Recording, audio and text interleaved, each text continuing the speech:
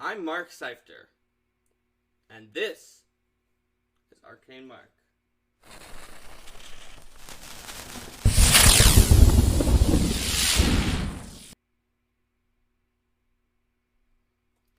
Welcome, everyone, to our final Jade Regent episode. Jade Regent 3 of 3, Mark's Adventures.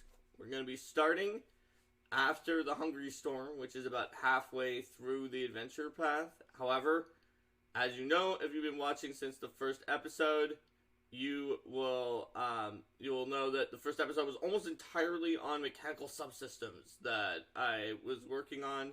Also, as I mentioned at the end of the last episode, the amount of things that I added to Hungry Storm was pretty high, so we're probably going to go a little faster in this back half. Wow, thanks for the cheer, Numbat. It looks like Linda does not actually have the volume on, so she doesn't know anything that we're saying, though she is watching in the chat from Scarab in South Carolina. So everything we say, or anything I say, she doesn't know. If you guys say it, then she knows. There's a Wither King, always voting for Jade Regent, and now we're finishing it off. So, that way, if you don't tell Linda, we could just say on the stream really anything about her character. She'll probably hear it when she is editing this video. Oh no, Wither King, you almost missed the stream this morning. Unacceptable. Alright. So, let's start from reminding you what the characters, or who the characters are. So, in the Jade Regent campaign, we had Linda's character, Bryn Hemlock, who was a psychopomp plain touch before the Dustwalkers came out, that was touched by death when the serial killer from Sandpoint that wanted to sacrifice everyone to Pazuzu sacrificed her family as his final sacrifices. He was going to sacrifice her character, and then she was saved when Chopper was put down by Sheriff Hemlock, who also adopted the daughter of the previous victims, which was Linda's character. And that is Bryn Hemlock, the Dust Druid, which is a very deathy druid with a phantom type situation before that archetype came out. And before the Spiritualist came out, I suppose.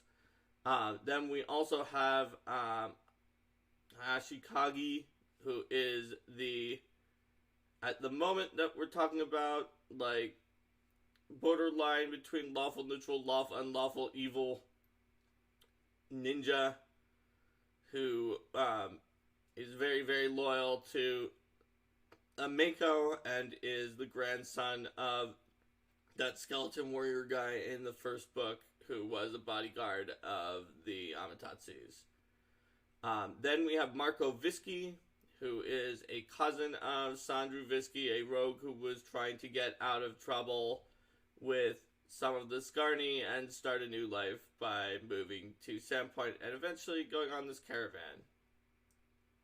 And who actually got married to a random person who was sort of where a village had the chieftain's daughter offered to marry the random chaotic rogue who was extremely irresponsible, who I figured he would duck out, and he was like, no, okay.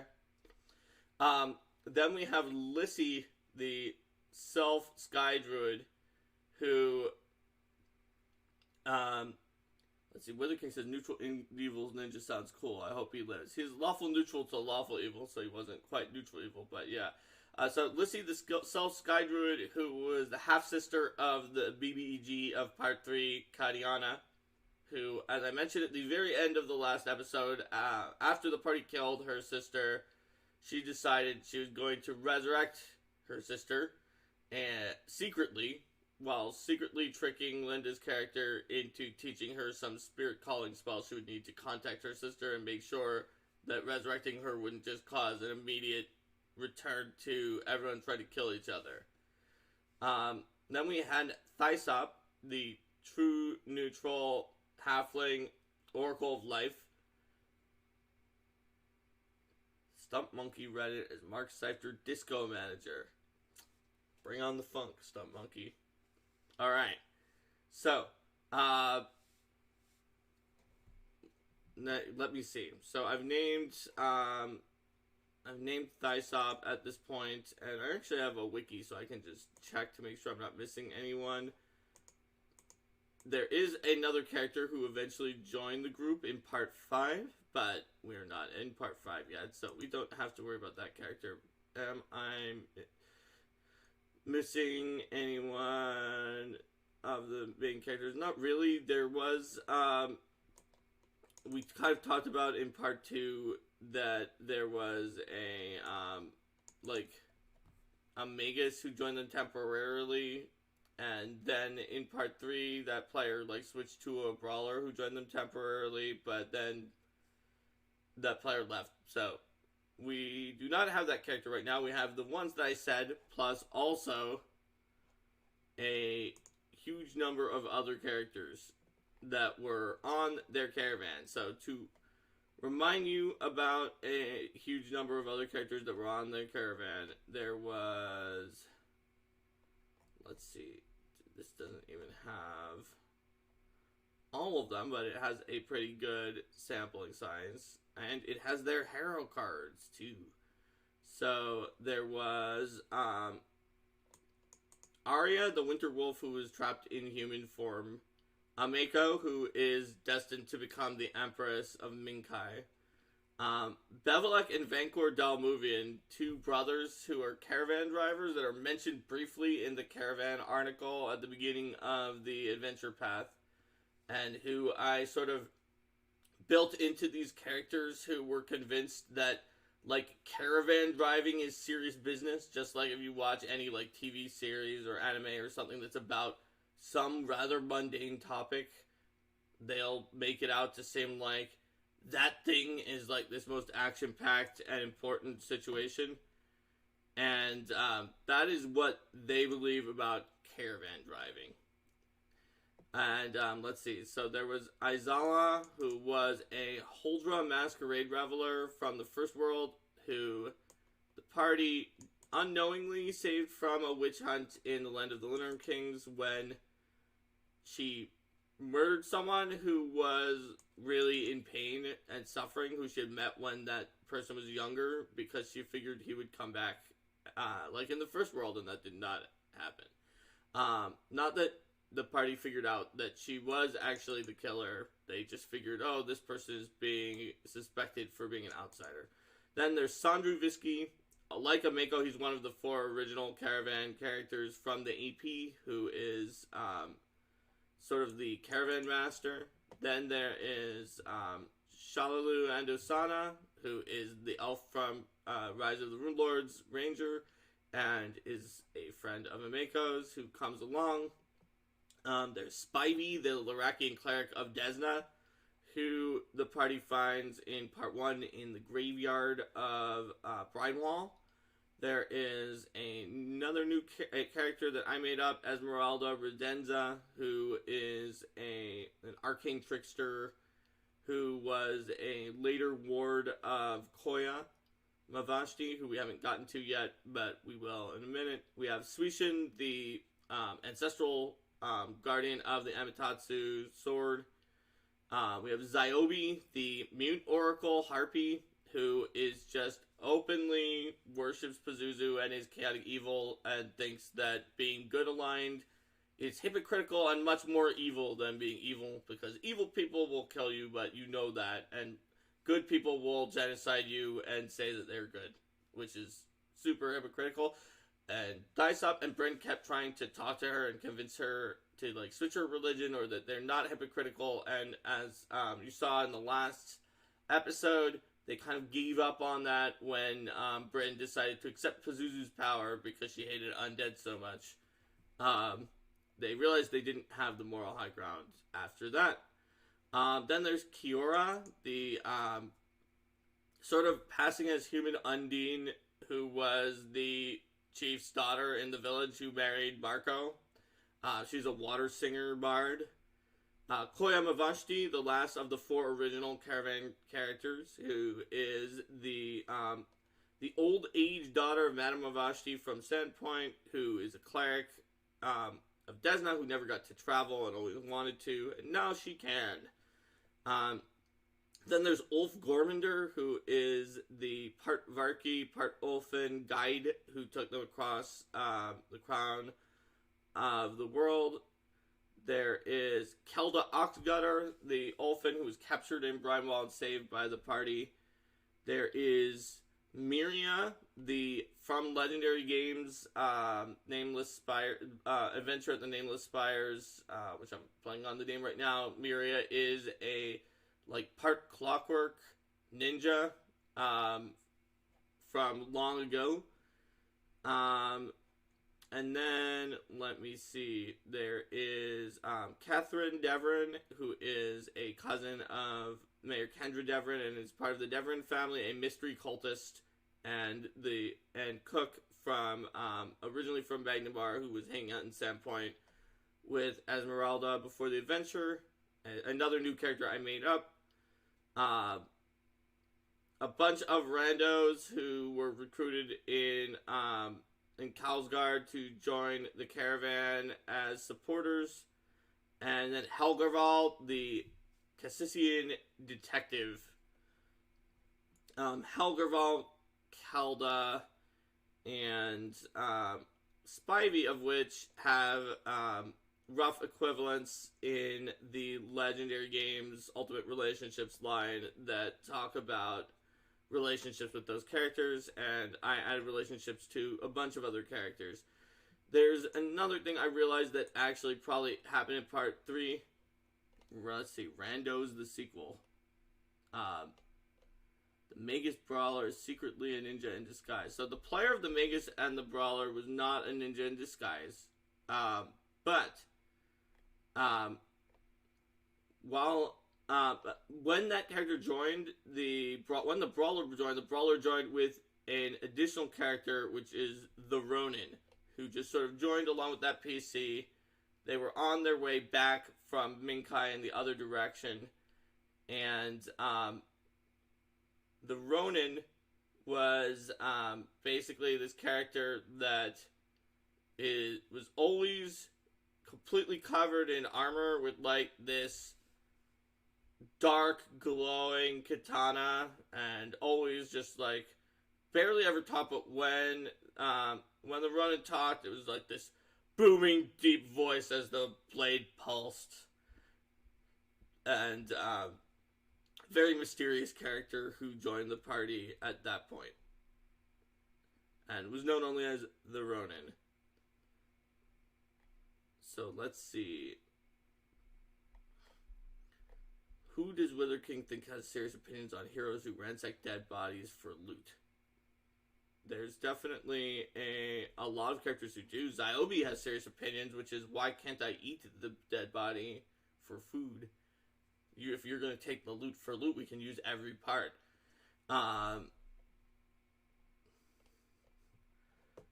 But there were a lot of different questions and opinions about dead bodies and things like that in the party, because Bryn, Linda's character, worshipped Pharasma, although she changed to a very personal mystery cult that she made up that was some kind of a combination of Pharasma, Shava, and 2 other Imperial Lords into just this spiritualism that she developed along the way. So, we've got all of these people, and they're on the caravan. And this may even have missed some people because it didn't bother to... I think it has everybody up to this point because it looks like it includes a few people from part 4. But there's definitely at least a few characters who are not on this mapping yet. Possibly because I didn't keep... excuse me. I didn't keep the mapping up to date.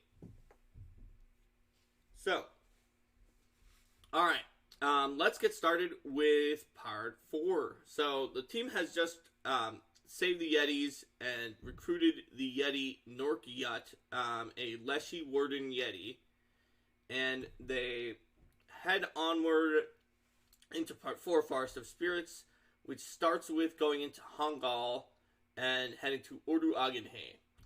So, Ordu Agenhay, as you guys know, if you've read or played the adventure, has this sort of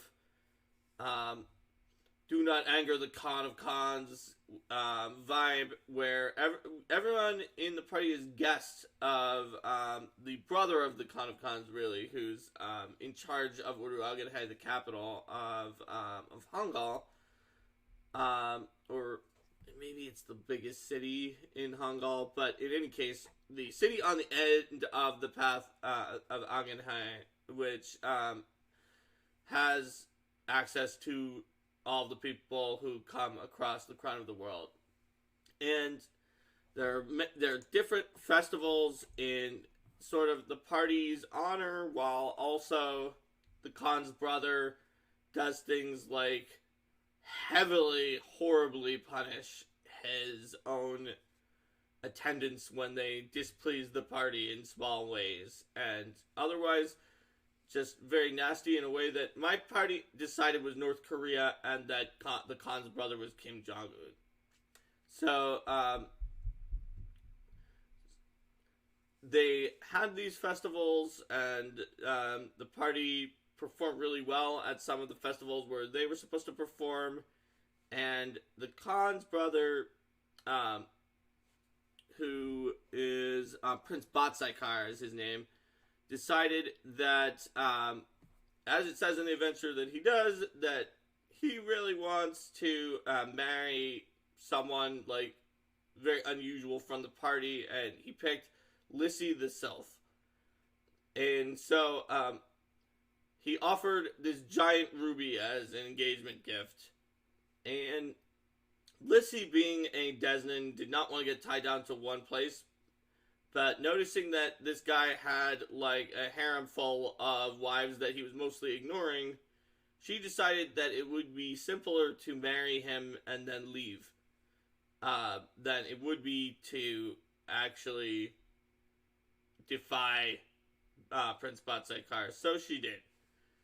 And on the last day of the festival, as it's scripted in the adventure, there's this giant ninja attack, and the party was able to thwart it with the help of Miyaro, a new character who is in the back of Part 4. She is a kitsune. In my version of her is a kitsune swashbuckler. So the original was very much a swashbuckler, except only in name, where she was a rogue that was built to be like a swashbuckler. So she was literally a kitsune swashbuckler, and in the version I ran, and her deal was, in her backstory, that her father was a notorious kitsune bandit who decided it would be a great idea to use the Forest of Spirits as an escape route for some of his banditry, and this was not sort of capiche with the kami in the Forest of Spirits, so his parents decided to offer up, or Miara's parents decided to offer her up to the kami to get them to not be on a rampage. And so the kami sent her, who are not allowed to leave the forest by their own arcane rules, sent her to contact the PCs and be a guide, because she is not bound by the same rules as the kami. So my version of Miyaro is the one in the AP is just because she's an NPC and doesn't want to outshine the PC, she stays back and lets the PCs do things and is a little distant. My version of Miyaro is like fundamentally very sort of even much more distant, and just as a personality trait, due to being raised by kami, she feels herself to be culturally kami, and she knows she's not bound by their rules, but she tries to follow them unless they tell her, you need to do this thing, like go to this other country. So she tries to be non-interventionist and basically sort of act distant and mysterious like a kami, and she'll do things like climb a tree randomly and hang upside down from it while talking to the PCs. And Linda's character Bryn definitely got along well with Miaro because both of them were a little bit sort of unusual and had strange viewpoints. Bryn, as you'll know from the previous videos, was often doing things like, it's funny because they died, or things like that. So, basically, that was Miara's deal. In the adventure, I still had her play pretty much the same role as she did originally. So the party heads off quickly into the Forest of Spirits. There's a number of random encounters in the original Forest of Spirits that I expanded with the help of a tweaked version of some. I found on the message boards a thread that had a spirit for the Forest of Spirits for every card in the Harrow. And given that, as I mentioned in the previous episodes, I have a character for every card in the Harrow, I could not resist also putting in a spirit for every card in the Harrow. So I heavily altered them from that thread, but I used that as a starting point inspiration and threw in more random spirits that could possess people in the vein of the ones that are already in the adventure for each of the Harrow cards. And one of the places where the party found those, since my group likes puzzles, was these 3 puzzle dungeons that were sort of trials of the kami that had these unusual areas that had limits of the number of people that needed to be together that would go somewhere, and people would be possessed by spirits, and then for example, they would need to be possessed by a certain number of strength spirits to pound down a door that used the suit of strength. And each area, there were ways to get the spirits off of you, and sometimes you could not enter an area, like if you had an evil spirit, say, and the spirits would go back to their initial starting room. And it was sort of like puzzle rooms where the party had to do lots of backtracking and weird shenanigans, moving their characters from place to place, picking up spirits being possessed by them, and acting differently by being possessed by combinations of spirits in order to open doors, find things, and solve the different puzzles that were placed there by the kami. There were 3 puzzles like that.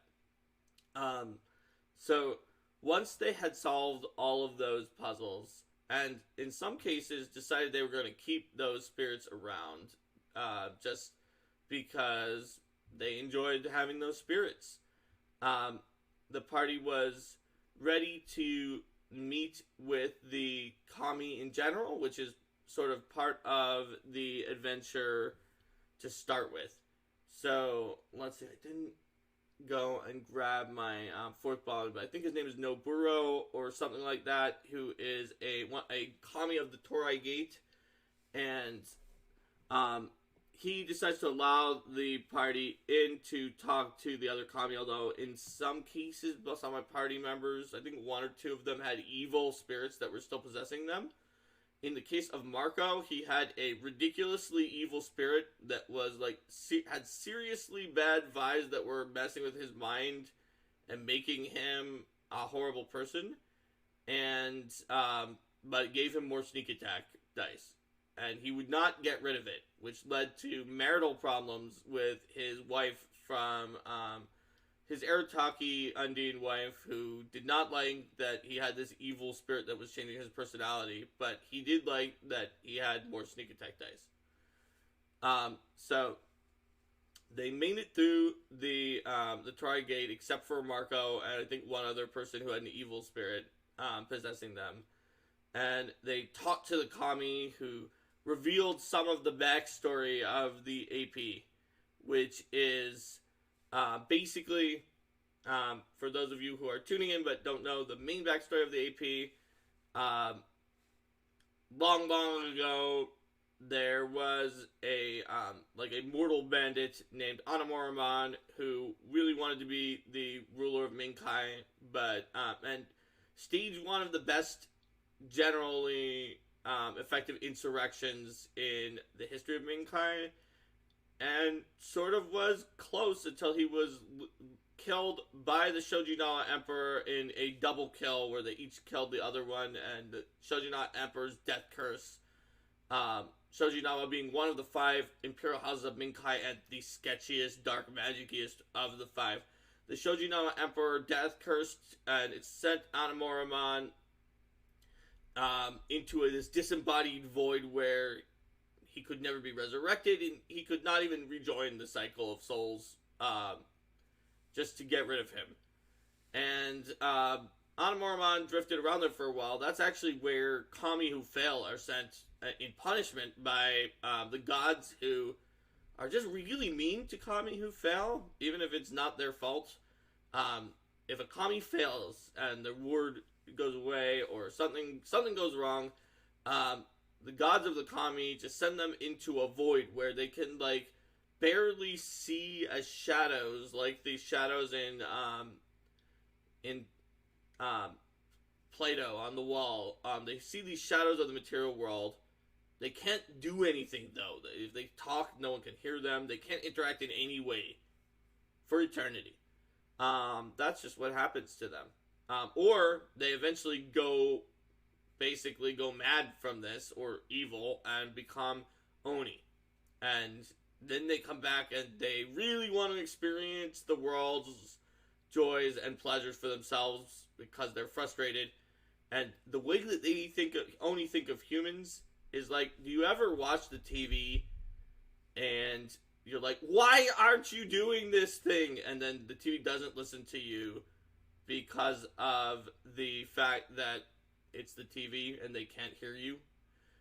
They kind of think of humans as that. These idiots who they were watching and they just can't do anything right, and they don't understand what they have, and the Oni's going to do it right. So normally that's a kami who that happens to, but in the case of Anamuraman, even though he was a human, he was offered a deal by Fumiyoshi, the god of Oni, to come back if he wanted to have Minkai.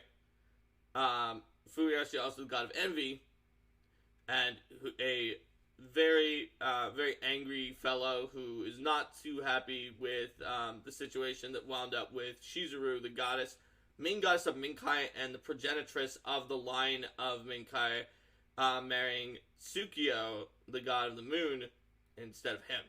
So Fumiyoshi decides to give this offer to Anamuraman, and Anamuraman accepts and becomes a very, very powerful wind guy. So when that happens, however, unfortunately for him, it triggers a sort of a trap that was built into the Forest of Spirits that traps him in a place called the House of Withered Blossoms, which trapped some very, very powerful Oni called the 5 Storms. So in the original adventure, there is only one main person of the 5 Storms, which is Anamuraman himself, but I decided, since it was called the 5 Storms, that I would give them 5 ridiculous Oni, like Anamuraman, or 4 others, so 1 for each of the elements of the Oni. So there are actually 5 of the 5 Storms in this AP, and we'll get to them soon enough. So Anamuraman is trapped in there, and he eventually is able to rally the other Oni to his cause, some of these powerful Oni, and even though he was trapped by gods, they're able to create sort of a demon gate in the House of Withered Blossoms and escape. And that's a problem for Minkai because of the fact that he then is the one who sort of started this whole Jade Regent overthrows the government situation that Minkai is currently in. And no, Wither King, I think you're not in the House of Withered Blossoms unless you're secretly an Oni. I mean, you did say that this is too kami for you, so maybe that's because you're angry at the kami because you're an oni. And yes, Anamoromon is definitely the bad guy. So the kami tells some of this story to the PCs, and they urge them to go to the House of Withered Blossoms, where they can find out more about what happened with the Five Storms and take down one of the Five Storms who is taking up base there.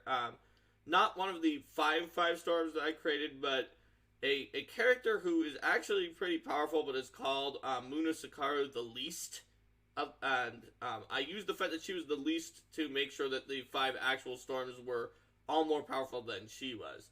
But she was a Janoi Oni, which is Hobgoblin based, who had was not originally trapped in the House of Withered Blossoms, but was basically a massive fangirl of the House of Withered Blossoms Oni and the 5 storms, and she, by being on the outside, was part of the contingent that helped get them out.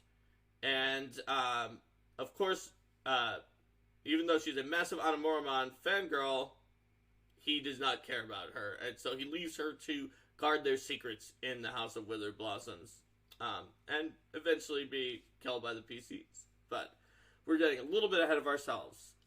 Not too much. So the PCs head over to that area with the House of Withered Blossoms, and there's giant tarantula and a bunch of other creatures that are sort of outside in the gardens around the house. And the House of Withered Blossoms is this giant pagoda-like building. And when they get in there, they find that the top levels are basically have been taken over by these Aranea spider people, led by Akinosa, who is just this drunk spider guy who really, really wants the secrets and the power of the House of Withered Blossoms. And the group manages to parlay with him and gain the assistance of one of his Aranea shadow dancers, and use that to head down into the underbuilding, which the sort of basement floors are where a lot of the Oni action, and in this case Hobgoblin action, as they find out, are going on, because the Aranea had been sort of at a standstill with these Hobgoblins who have moved in. And the Hobgoblins all came in with Muna Sakaru, and in the adventure, there's sort of 2 basic stat blocks for them. There's like a fighter rogue, and then I think a fighter. And there are a lot of encounters with, like, oh, this room's 2 of the fighter rogues and 2 of the fighters. Oh, that room's 4 of the fighters. Oh, that room's 6 of the fighters. So I believe that if you read it as written in the volume, it might get pretty stale, but there's a very minor change that actually made a pretty big difference that I made, which is I kept the default Hobgoblins that they had there. I sort of tweaked them a little. NPCs sometimes in adventure paths take builds that aren't going to be effective enough to challenge my PCs, so I made some tweaks on that. But I also created a Wither King suggests a couple magi, but I did something very similar. I created an oracle and a bard, both of whom were considered to be grandchildren of Munasakaru. And the oracles were like priestesses of Munasakaru, even though she is just a normal Oni. She can't have actual clerics, but oracles can worship her. And the bards also sort of were speakers of Munasakaru. Her children were these other sort of weaker Oni that were in that area. They were already around, and there were some in some of the other counters. So her grandchildren there was an oracle and a bard, and the bard would buff, and the oracle had support, healing, and importantly, they both had dispel and certain other like countermeasure spells. And just anytime there was a group of those hobgoblins, I had a large party, so I would just add one of the bard and one of the oracle. And that really helped because they had like glitter dust. If the party had some people who were invisible, they could dispel some weird shenanigans that the party was doing, and they could give a force multiplier with the bard buffs so that the hobgoblins could hit. Needless to say, the party still managed to take that and the fact that the hobgoblins had set up good advantages like palisade walls and really run a number on them with things like stone shaping a hole in the walls to go after the hobgoblins, all sorts of party shenanigans. Although I believe at one point the hobgoblins managed to pull off some kind of crazy combo on a PC, and the PCs needed to use a double Breath of Life on somebody. But that was okay because the Life Oracle, the Dusk Druid, both had Breath of Life, and I think somebody else did too. So whether connects if it's a recurring enemy or a band of goblin sects, basically in the basement floors of the House of Withered Blossoms, there's a whole group of hobgoblins who came in with Muna Sakaru, the really powerful Janoi Oni, and Muna Sakaru and her children, and in this case her grandchildren that I put in, have sort of just taken over this area with tons of hobgoblins. There's a hobgoblin like daimyo down there, a samurai who has one of the most powerful items in the Jade Regent adventure path, one of the most mispriced items in Pathfinder First Edition, the Jingasa of the Fortunate Soldier, we just used the original version, even though everyone in the group agreed there were issues with it, but it was a unique item from the AP, so might as well just do it. I told the party if they wanted to sell it, I would give them a lot more money than it says, but they did not want to sell it. This was before the errata, of course. So, a bunch of kids who wanted to play rulers while the Oni were away. For the most part, although Muna Sakaru, their grandmother / living goddess, although not really a goddess, was still there at the very bottom, forced to guard evidence of what the Five Stones were up to. But yeah, her hobgoblins were just messing around with this whole area. And Muna Sakaru originally is like a polearm master, an interesting polearm master, Janoi Oni, and I made her also a mythic champion.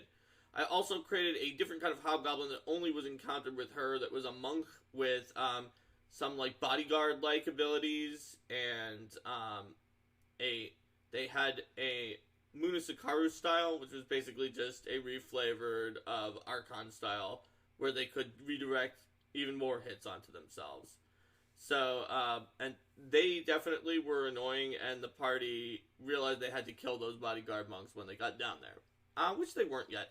They made several forays into these hobgoblins. I also used a troop of hobgoblins to represent. There's like this one room with 32 hobgoblins or something like that. And it was pretty scary to the PCs, but then Kagi the ninja turned invisible with greater invisibility from Hidden Blade ninja ability and just started doing so much damage to the troop. So we were like, yeah, I was like, I was describing, it's like, okay, Kagi, so this turn you just killed like 16 hobgoblins you're just cutting through them. So that was right before they fought the Shogun and got the Jingasa. One issue that the party wound up with was that the hobgoblins were really trying to deploy a lot of battle strategy. They already had some pretty good fortifications in the adventure, and in this case, when they found out about the party, they did things like try to outflank them. At one point, some groups that had Dimension Door got a group behind the PCs that attacked the PCs, like when they were trying to retreat for the day, but the PCs barely had enough juice in them to take that group out. Made them very wary of what the hobgoblins were going to do and how smart the hobgoblins were. So eventually, the group got down to an area that's in the adventure where there's just a bunch of trained Gorgon Balls, and they were able to defeat those Gorgon Balls and the son of Munasakaru, who was there. And there was like pit traps, and it was a very interesting area. Later, the PCs would actually, they were, I think, giant template Gorgons who were just huge. The party would actually wind up training one of the Gorgon Bulls to become a permanent member of the team, along with Akina, who is a character, a dryad who I think is either in that Paizo.com thread with the different spirits, or was a variant that I created of one of the characters that was in there that was like a spirit who wanted to be reunited with it may have been a satyr in the original version, or a dryad from the Forest of Spirits, and the party found her and got her to join along with them, which I forgot for a moment. So Akina, who was in the group, was the one who kept using Handle Animal. So they had this dryad who had bound herself to a bonsai tree, the same bonsai tree that was the bonsai tree of Akumi, the bonsai kami, who is one of the members of the PC's caravan as well, that they sort of gained after this part at the end of the adventure path. So since she was in a bonsai tree, she could come with the party, and she rode around on this Gorgon, which was pretty cool. That did not happen yet. So Wither King, it turns out, would be a Hobgoblin Oni if Wither King was a villain. That's possible, Wither King. I mean, they are pretty, they're pretty tactical. They can be pretty dangerous.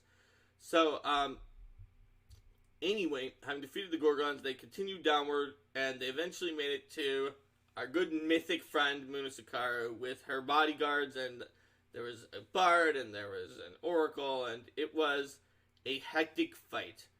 But they managed to defeat her. And that's where they found out, they cleansed the House of Withered Blossoms, and they found out more of the information that I told you about the Anamoromon situation. Hey Joe, welcome. So at this point, they report back to the Kami. They do get the Gorgon Ball over to Akina, and Akina changes her bond to the bonsai tree that is Akumi's bonsai. And the party thanks the Kami. The Kami give them quick passage through the Forest of Spirits to help them move faster using the what's the name of it? That type of faceless Kami that is the Kami of pathways and road markers. They use them to speed them up because of the fact that the Forest of Spirits is huge, and it would take a very long time for the group to get there. And that's when the group got into northern Minkai / those areas that are sort of not really inhabited much by Minkai, that are on the other edge of the Forest of Spirits. So in Legendary Games Adventure that I was talking about, that had that sort of Clockwork Ninja in it / Cyborg Ninja, she came from a kingdom that was sort of not described, but was because it's in Legendary Games, but was probably around here. And given that there were stated in Jade Regent to be like other kingdoms that used to be in this northern Minkai that are sort of where the nationality of some of the bandit groups that now live here came from, I decided that her fallen kingdom that was destroyed was probably in this area too. So she got a bit pensive about seeing that after millennia. As the party made it into this bandit-infested northern region and managed to come across, thanks to the Kami's guidance of leading them there, a resistance group that is the beginning of Part 5, Tide of Honor. And this resistance group was led by Hirabashi Jiro, who is a, not the character I said was called the Ronin, but is a Ronin. Ronin who sort of, his family was involved with the whole situation where the Jade Regent took control on the losing side, and he was the only survivor, as the rest of his family died, to ensure he could survive. And thus, he was the survivor card on the Harrow for me. Very, very clear fit. And he is up there with Habisuta Hatsue, who is a sort of a lawful good, sort of Sohei type character who had the card of the Paladin from me. They have their little mini resistance group that's not real strong, but is up there in these unclaimed, for the most part, bandit-infested northern regions of Minkai. And so the party met up with them and presented a Mako, and at this point, they just sort of combine their forces and start the resistance in earnest. So in this AP volume, the party goes to a few of the big cities of Minkai to try to build up support. I added that the party went to the rest of the big cities as well, and also engaged in a martial arts tournament in a because why not? In a big, important, very traditionalist monastery of Iruri to get support from them. So, but I also did run everything that you would normally find in the adventure path, and that starts with recapturing an old fort to use as a base that bandits have taken over.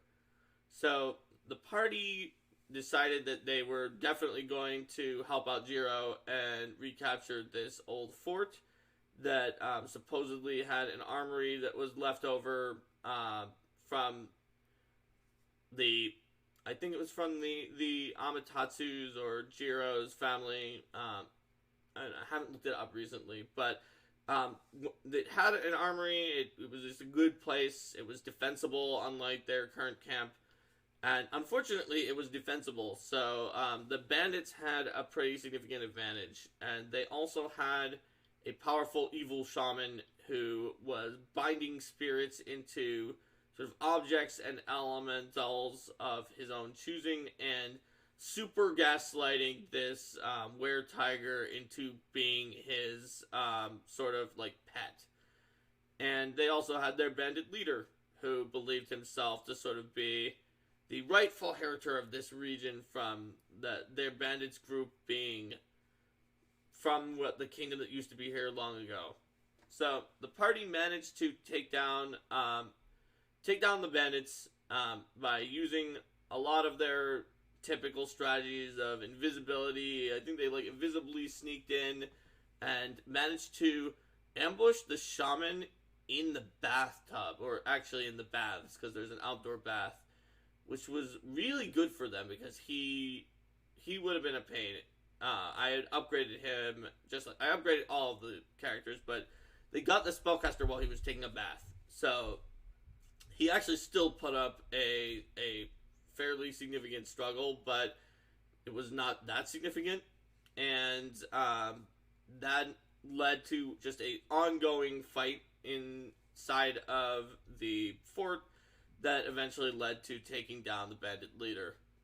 So, they did manage to not kill that were-tiger Toskatoon, and one of the characters who, I should introduce, because he was part of the exiles. He was part of the people who joined them up in Part 5. He's the final sort of main PC who was in here for Part 5 and Part 6. I will do that in a sec. But I'll do that now. But I'll just say that he decided that he wanted to help this were-tiger because she had been so, gaslighted and Stockholm Syndromed and manipulated by this horrible shaman. And he would continue to try to be kind to her and try to help her recover for a while. And that character's name was Masanori Hojo. He is an Eldritch Knight of Sorcerer and Imperial EM Sorcerer, the one that uses Wisdom, and Sohei Monk combo. And so Hojo is from a branch family of the Shojinawas uh, that is basically not really in line for anything, but it is true that the main family of the Shojinawas got wiped out, just like all of the imperial families except Ameko. When the Jade Regent, because there were 5 imperial families, the Amatatsus, which Ameko is part of, the Shojinawas, the dark magic ones, the Sugimatsus, who were the ones who were diplomats and liked to talk things out. There were the Teikokus, who were the original ones from the Teikoku shogunate, who sort of started this 5 imperial families business and were very militaristic. And then there was what's the last one? Oh, right, the Higashiyamas, who are theoretically the current ruling family because the Jade Regent claims that the emperor is still alive on a magic island that no one can go to. So, Hojo's from a branch family of the Shojinawas, and he is going to try to help Toskatoon, and they took back control of this fort. So after that, there's a section of the adventure that takes place in Sakakame, one of the bigger cities of Minkai, known for its pearls, and a very famous tea house. Wither King says it was a tropical island of peace and happiness. Not quite. We'll get to that in a few minutes. A little while when we're in part 6. So, the group decided to head to Sakakame next because it was literally the closest in physical proximity to where they were. And in Sakakame, there are numerous factions that might want to help the PCs, including that Kinero Kiyomai Tea House, a very famous tea house, famous for its extremely skilled geishas and also its extremely skilled information network.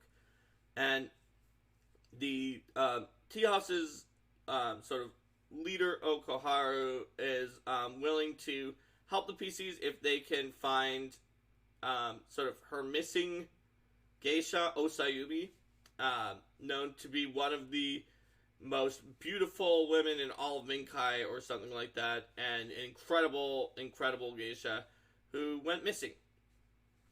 And the party decides that they do want the support of this tea house with incredible spy network. They also met up at the tea house with a man named Shikutsu Itsuru, who is the younger brother of Shikutsu Sanaka, the Iron Daimyo, one of the most loyal daimyos to the Jade Regent, one of the first who decided to support the Jade Regent during those skirmishes where some people were like, the Jade Regent's an usurper, and other people did not think he was an usurper. Sanaka did not think he was an usurper. Lawful evil, very, very much law is first, and went even more evil in support of the Jade Regent, but his brother, Itsuru, his younger brother, not as much of a fan.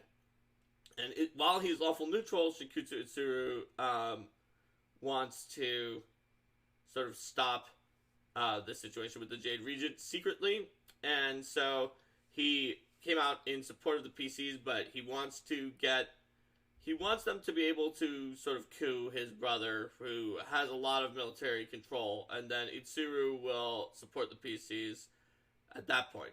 And the PCs agreed to do that as well.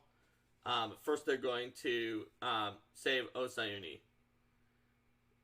Wither King says, as an Oni, would he know if Shikutsu Itsuru is an usurper? Well, I mean, I guess even though he's helping the PCs, he kind of was gonna sent a hit squad to kill or capture his brother. So, kind of. You mean would you know that if the Jade Regent is an usurper? Well, Wither King, if you were actually a Janoi Oni, you would know that whole usurper thing is part of the Oni's plan. So you would probably know that. So the PCs went to Sakakame and they went to the tea house, right, and they decided to go looking for Osayumi. So they headed out to a lagoon in the general area where she seemed to have gone, and found a kappa named Numataro-sama, who raised Osayumi from childhood, and Numataro-sama explained to them that Osayumi had gone sort of for a private performance to this really creepy manor house of this really creepy dude who lived nearby, whose name was Yugureta Shosaito, I think. And Shosaito, as it turns out, is not just a really creepy dude, but was also actually very dangerous. When the party got there, they also found that the master was indisposed, and that there were these creepy maids who were around.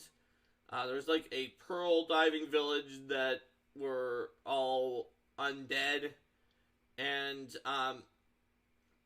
underneath of the castle of the manor of Shosaito was like this weird and magical shadow maze, where there was like a puzzle explaining which kinds of beads you would use to try to like go the right way through the shadow maze, and there were shadow creatures inside of the shadow maze.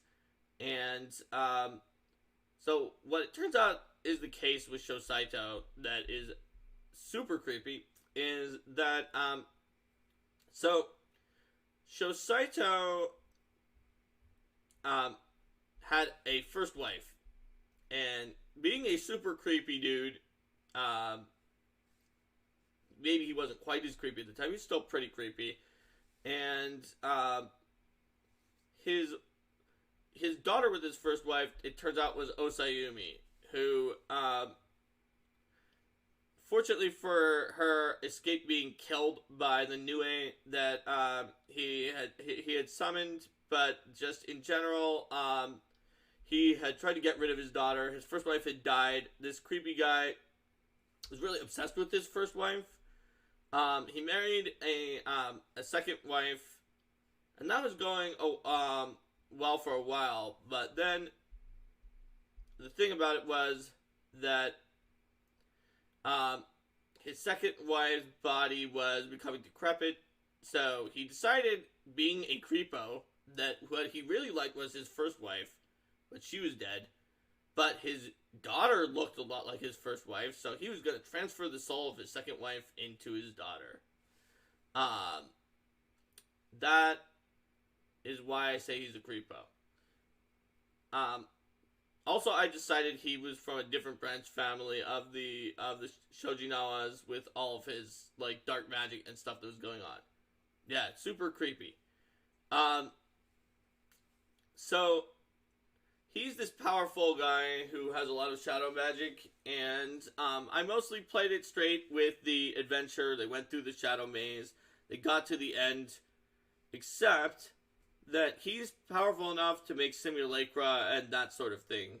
So they got to the end, and I read it like pretty much exactly as it would normally be in the adventure. There's Osayumi is there, and there's a Nue, and they fight against Shosaito, and it's actually even easier than normal. They just curb stomp, and they take Osayumi. They're going to leave, and they eventually realize, just there's some people in the party are very suspicious, like I think the ninja and a few others, of everyone, and they decided they were suspicious of Osayumi, and they eventually realized she was a simulacrum, and all of them were. This is something I added, was that Shosaito, who noticed that the PCs were being annoying, decided to set up a simulacrum of a fake final battle for them to enjoy their victory and take back a simulacrum of Osayumi, so they wouldn't bother him in his actual final room, which is behind a secret door.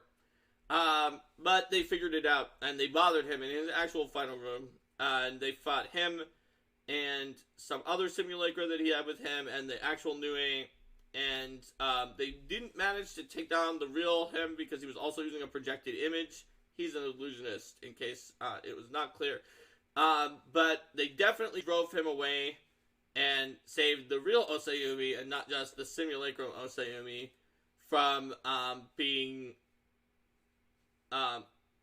messed up. Although she was already not going to get the soul of the second wife because the soul became lost, which was really freaking Shisaito out. That's why he was just still down there trying to figure it out. He's like, no, this is not right. Her soul is lost. And Osayumi is very sad that the second wife's soul is lost because she's super neutral good. It's like, oh no, I'm sad even though I didn't die that this person's soul was lost. Also, Bryn, being a part psychopomp, was not pleased with any of this situation. But they managed to get Osayumi back, and she's yet more characters in my 54 sort of social links from the 54 Harrow cards that the party could sort of gain relationships with. Let's see. Osayumi was the theater, which is a neutral good card of charisma that's also about prophecy, which was a perfect match for her because she also has weird prophetic abilities despite mostly being a geisha, some of which come from her magical shamisen, the most powerful shamisen in Minkai. Or just to be fun, when there are these really high level items, I would always describe it as like they got a tea set as a reward. It's like, this is the most powerful tea set in Minkai. And it really is a really powerful tea set that gives massive bonuses when you make profession geisha checks. So, they got a powerful tea set, they got a powerful shamisen. I think they left the shamisen with Osayumi and just said they would ask her to play the shamisen when they needed it. And, in general, that was going well for them. So, at this point, they also wanted to take down Shikutsu Sanaka for Shikutsu Tsuru. And they also started doing some other things in some of the other cities that I'd added in. So they started making inroads in Akafuto, which is a town where one of the few things that's known is that the governor sort of very early on during the insurrection sort of switched over to say that he was pro Jade Regent, even though he isn't really evil, and he mostly did it because Akafuto got fewer evil, horrible restrictions on them than anywhere else, because he was like, yeah, sure. And so they decided to join up with some of the resistance movement in Akafuto who were anti the Akafuto governor and make some meetings with them. Meanwhile, some of them just really, really, really wanted some magic items. There was another thing that they wanted to do to help get magic items, and it was also the tea house helped set up a meeting with them for what's known as the Three Monkeys. Three of the leaders of the three of the four most powerful ninja clans in all of Minkai. The Black Lotus, the Traditionalists, We Will Poison You, and are lawful neutral. The Emerald Branch, which are sort of chaotic good-ish freedom fighting ninjas. And then, the Dragon something, who are obsessed with dragons. And I think they actually had this mission before they went to Shosaito, now that I think about it, which was to take down Kaibu Ninsho, who was a from the Dragon Ninja group previously, but he had gone rogue, murdered everyone else on his team, and is now one of the ninjas. He's a free agent that the Jade Regent hires a lot, and they want him defeated. He has a cool weapon that he took from the Dragon group, and he also has a ninja artifact that causes you to go crazy and kill all the members of your ninja group. That caused him to go crazy and kill all the members of his ninja group. So the party encountered him anyway because he had been hired to kill them by the Jade Regent, and they got into so many fights with him, and he almost killed people, and he got away, but they eventually defeated him on the way back from defeating Shosaito when they balefully polymorphed him into a sloth. He was a sloth who was also glitter dusted, and that was a big problem for him. Because even though he had this artifact, which I buffed a lot because of the fact that I knew that we had a ninja in our group who was kind of evil, and so I wanted to tempt him to take the artifact. The artifact, basically, it has a little symbol for a bunch of different skills, and then it gives you a cool thing based on those skills. But in the original, it's not that cool. So I just made each of them a cooler version. So the one that's based on perception, you just like stare and go like this and think of someone, and you look at them from like across the distance. And then another one you could make you go through walls or become invisible and no true seeing can see you and things like that. So with stealth. So basically they managed to defeat him anyway, and they took down this sloth that was him, and Hayashi Kagi, our lawful evil ninja, or became lawful evil for sure when he took this evil artifact that makes you become chaotic evil over time. Each person who holds the artifact adds another symbol onto it that has a different skill that is added, and he wound up adding bluff onto it as a sort of a situation where he could mind control people just by sort of talking to them. And he started trying to figure out what his evil artifact could do, which also included what his new power did, which led him to sort of like test the limits of his new power in a montage similar to like Lelouch from Code Geass when he found out he could mind control people, where Kagi would just mind control this person for a trivial thing to figure out how long it lasted, what they would do, and what the limitations were. So, so now Kagi was much more dangerous and much more evil. The interesting thing about it is it only turns you more evil once per month, and only after you're chaotic evil do you maybe kill everyone. But Kagi was just already pretty sketchy. So other than turning him lawful evil when he was already on the borderline anyway, and we were gonna do it anyway. The evil coin did not actually cause Kagi to do anything else. But everyone in the party blamed it for things that just the player wanted to do anyway. And based on how ridiculous that coin was, and the fact that they didn't want the PCs to use it, the Oni sort of helped by sort of gaslighting and having these evil things that happened, that the party blamed on Kagi. And that Kagi said, I didn't do that, I don't think. But then it sort of seemed like he may have woken up in the middle of the night and the coin forced him to do these ridiculously evil things. But it turns out he didn't do them. This became important when they had Kagi demanded that the party put him on trial, which happened later in the part 5 to 6 adventures, which sort of crammed together in one giant mass, and there was no sort of stopping point between part 5 and part 6. It was funny, because I'm telling you that, but the party was playing for months, and they just didn't know. Only the player who I talked to knew that he had come up with most of these schemes. They were all like, this coin is really horrible. You need to get rid of this coin. But it basically did very little to him. It was mostly helpful. It would have eventually turned him chaotic evil and then caused him to go on a killing rampage. And he did have to give it up. Eventually. Yes, Lava Being, it's his precious coin. Yes.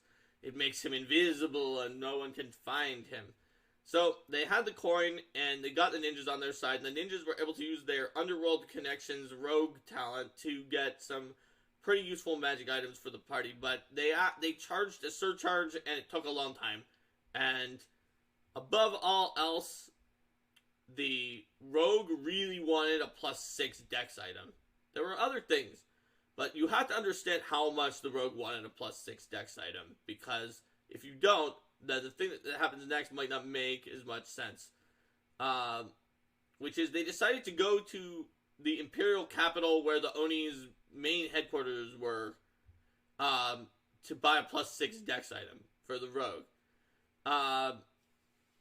And among some other items, but that was mainly what he wanted.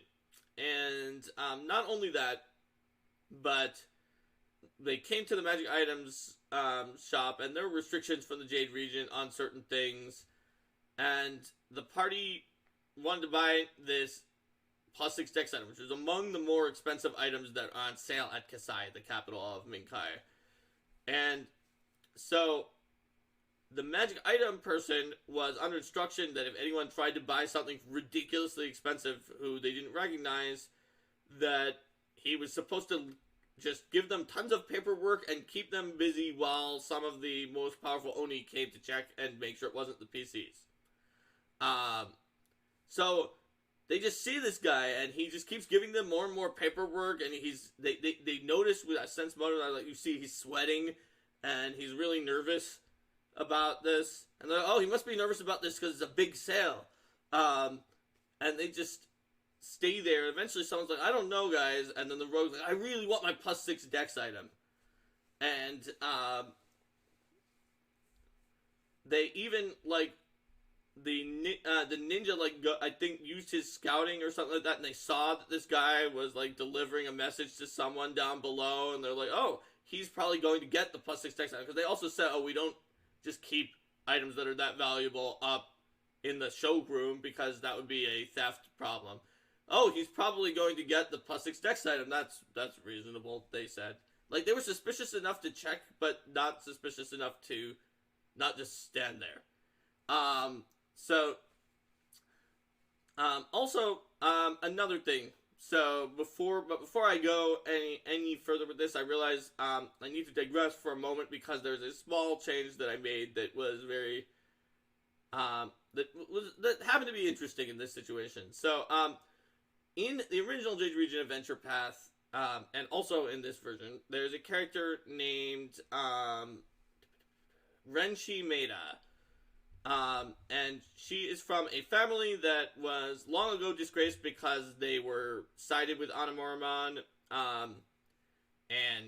but she had not been, like, it was so long ago, that's fine. She was a teacher who was, like, the tutor of, both the Jade Regent and the last Emperor, who were childhood friends. And she was that tutor who's just barely older than the students, who gets into a love triangle with the students type situation. Except for that, the way that worked out was that the two of them lured the Emperor to murder him. In my version, also though, because Renshi Maeda is neutral evil and likes power, before she did that, and this is something I added, she was going out with the Emperor. That in the original she was not. She's just flat out the mistress of the Jade Regent. But she was, like, almost pseudo engaged with the Emperor, and claimed to have been engaged, like, right after they killed him. / he's on an island, everybody. The island is where they killed him, because only the closest confidants of the Emperor can get onto the island. And they were the closest confidants of the Emperor. You need, like, a special power from a magic seal, which the party also has. So, the Emperor, in my version, Wither King says, unless he already has a wife. Yeah, the Emperor in my version was unmarried. He's very young, it said. In the backstory, it didn't say whether he was married. So, and was engaged, supposedly, to Renshi Maeda. So she's sort of, like, seen as his widow, and adds additional, even though she never married him, it adds additional legitimacy to the Jade Regent, but also has some of the sympathy of the masses, because she's very good at crocodile tears, and her card is the betrayal in the Hera card, the one that says the woman, like, holding the head of the man and smirking. So, anyway, before the Onis come in and bust up the party and sort of just, like, the party's like, oh crap. Another thing that happens is that, this very elegant looking woman in the most powerful kimono in Minkai, the otherworldly kimono that has ridiculous stuff on it, just comes into the shop and starts like window shopping and like looking and buying for things, and they recognize her as this like wife of the former emperor, and she's sort of talking to the PCs a little bit, but they're in disguise. It's like, oh, what are you here to buy? Oh, we're getting a +6 dex item.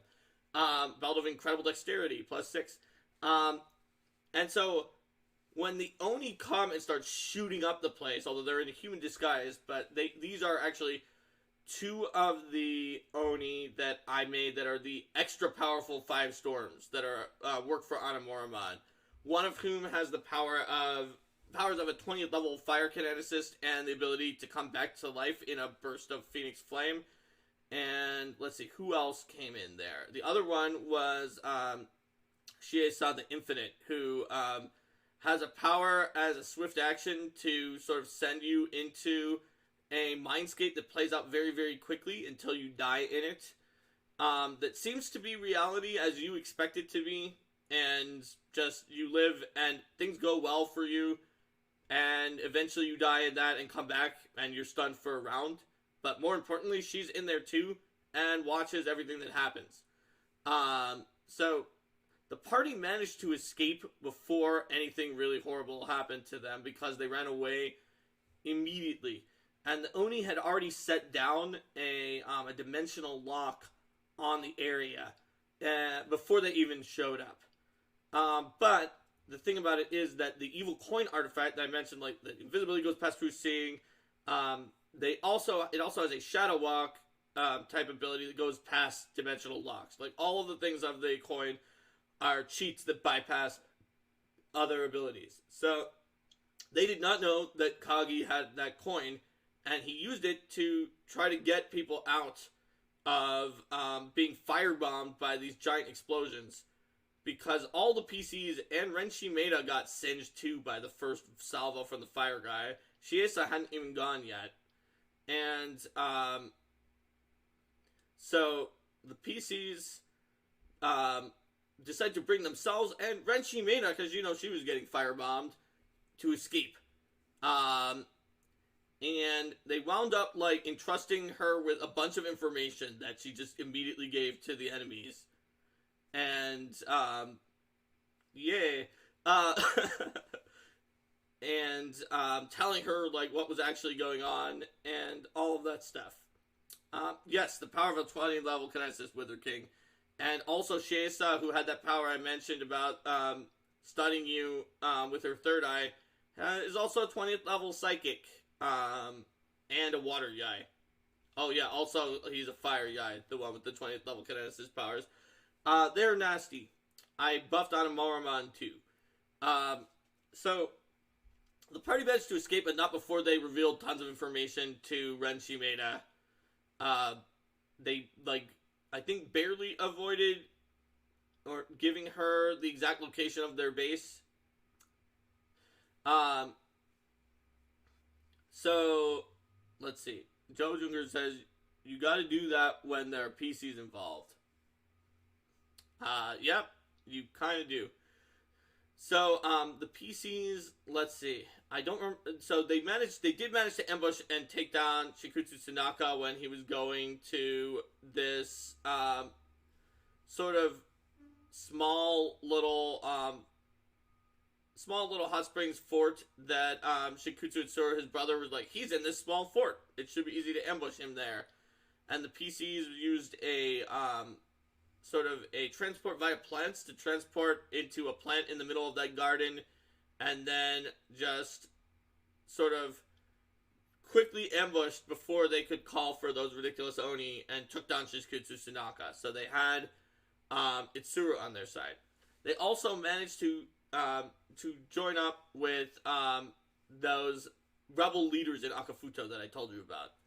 So they met these leaders, and they basically the leaders that they were talking to. One of them was just this drunk, and at this point, Thaisop, the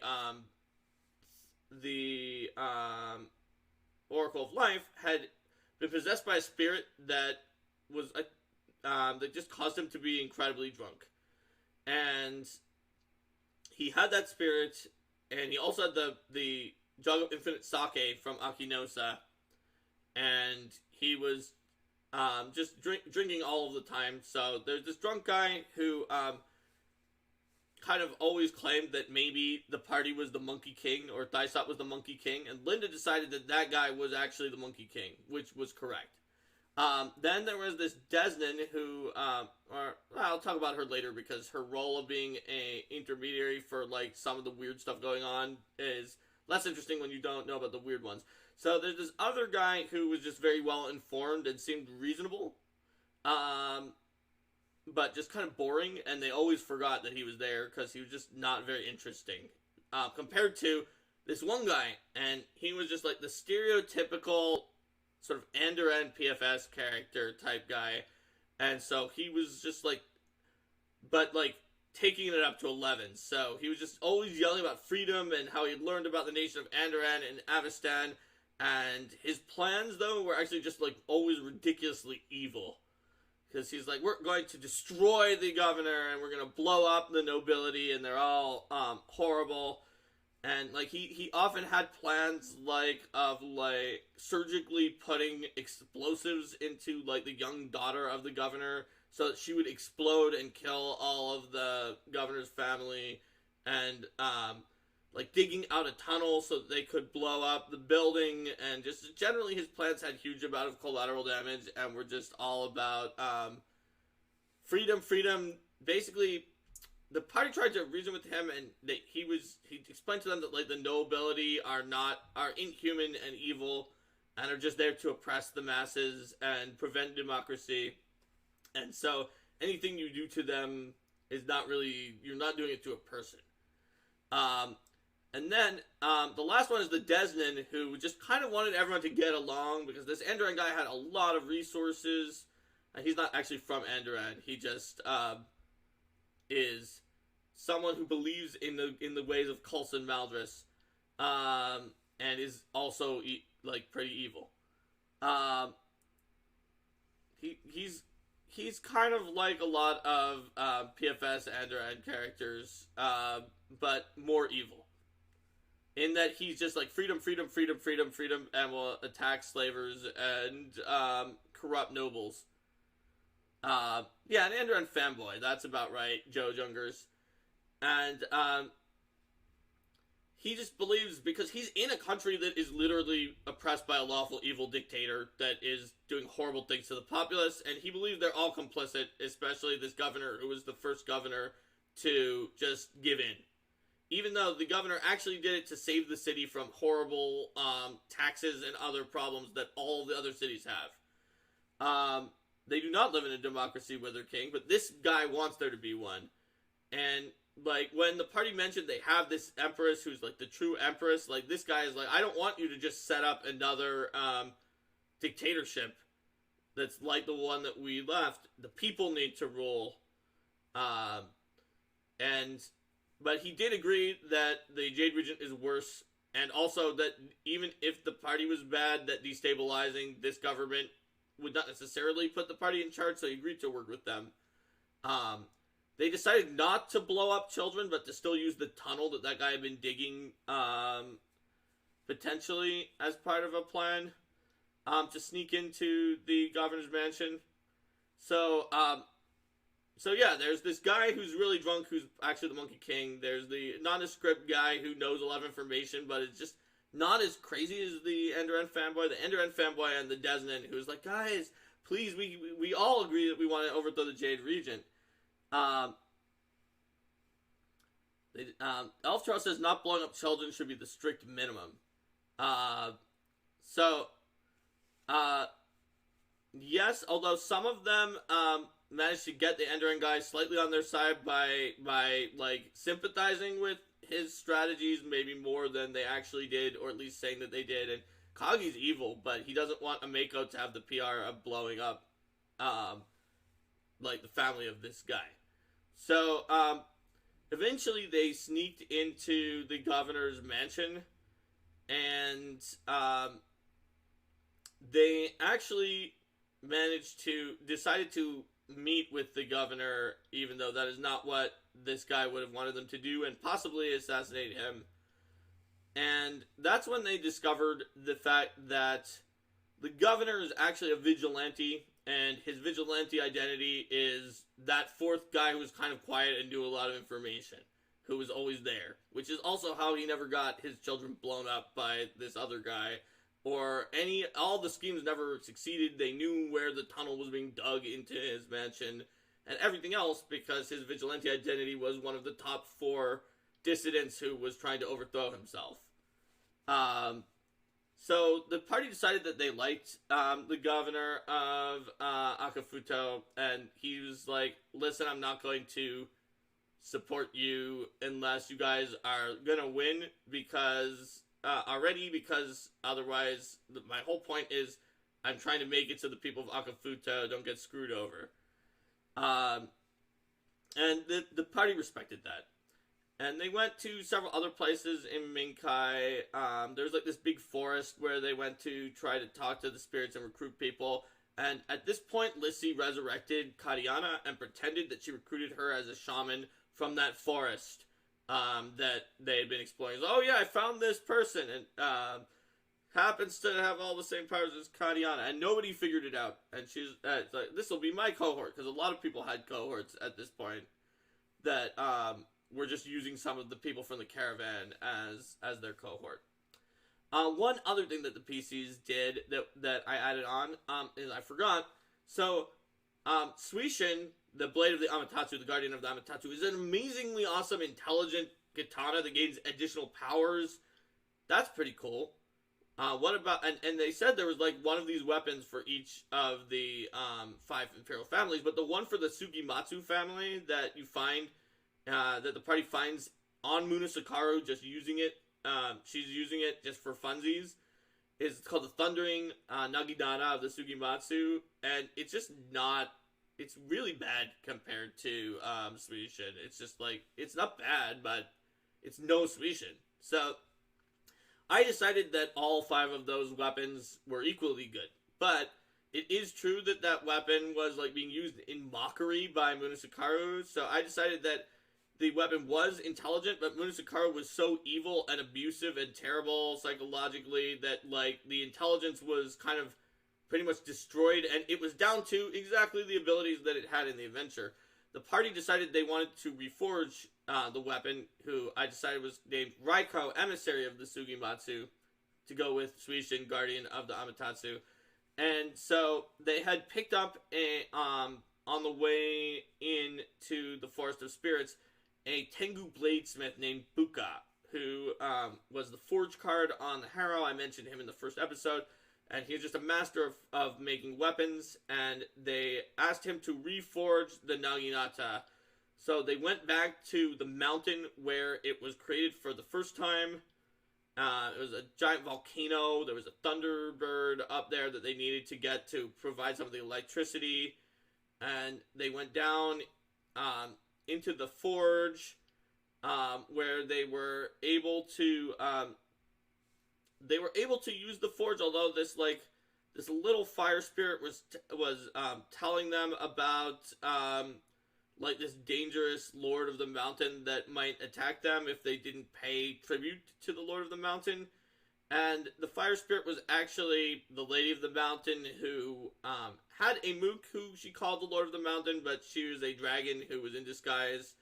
And she could present the thing that was actually what the PCs were supposed to be afraid of, but she mostly doesn't like getting killed by adventurers if they're too strong, so does this gambit. But they bought it anyway and paid the dragon her money to use this forge that she had sort of taken over, and they reforged Raiko. And it took a while, but when they got Raiko back, the Sohei, who had not previously been using a Naginata, decided that he was going to use Raiko, the emissary of the Sugimatsu, and get some more powers from her. So they had Raiko, and they had Suishin, and they had Kariana at this point. They did all of the regular quests from Part 5, and now is... they did the martial arts tournament, so there were just a bunch of different events that involved things like wrestling, or like these areas or a battle where you had to like stand on these tiny poles and hop from pole to pole and not fall down and being knocked down to the bottom. You lost. Just a whole bunch of different events. And the monastery is magically locked by the monks of Aurori for protection during the ceremony, and is like pretty much impossible to get in and out.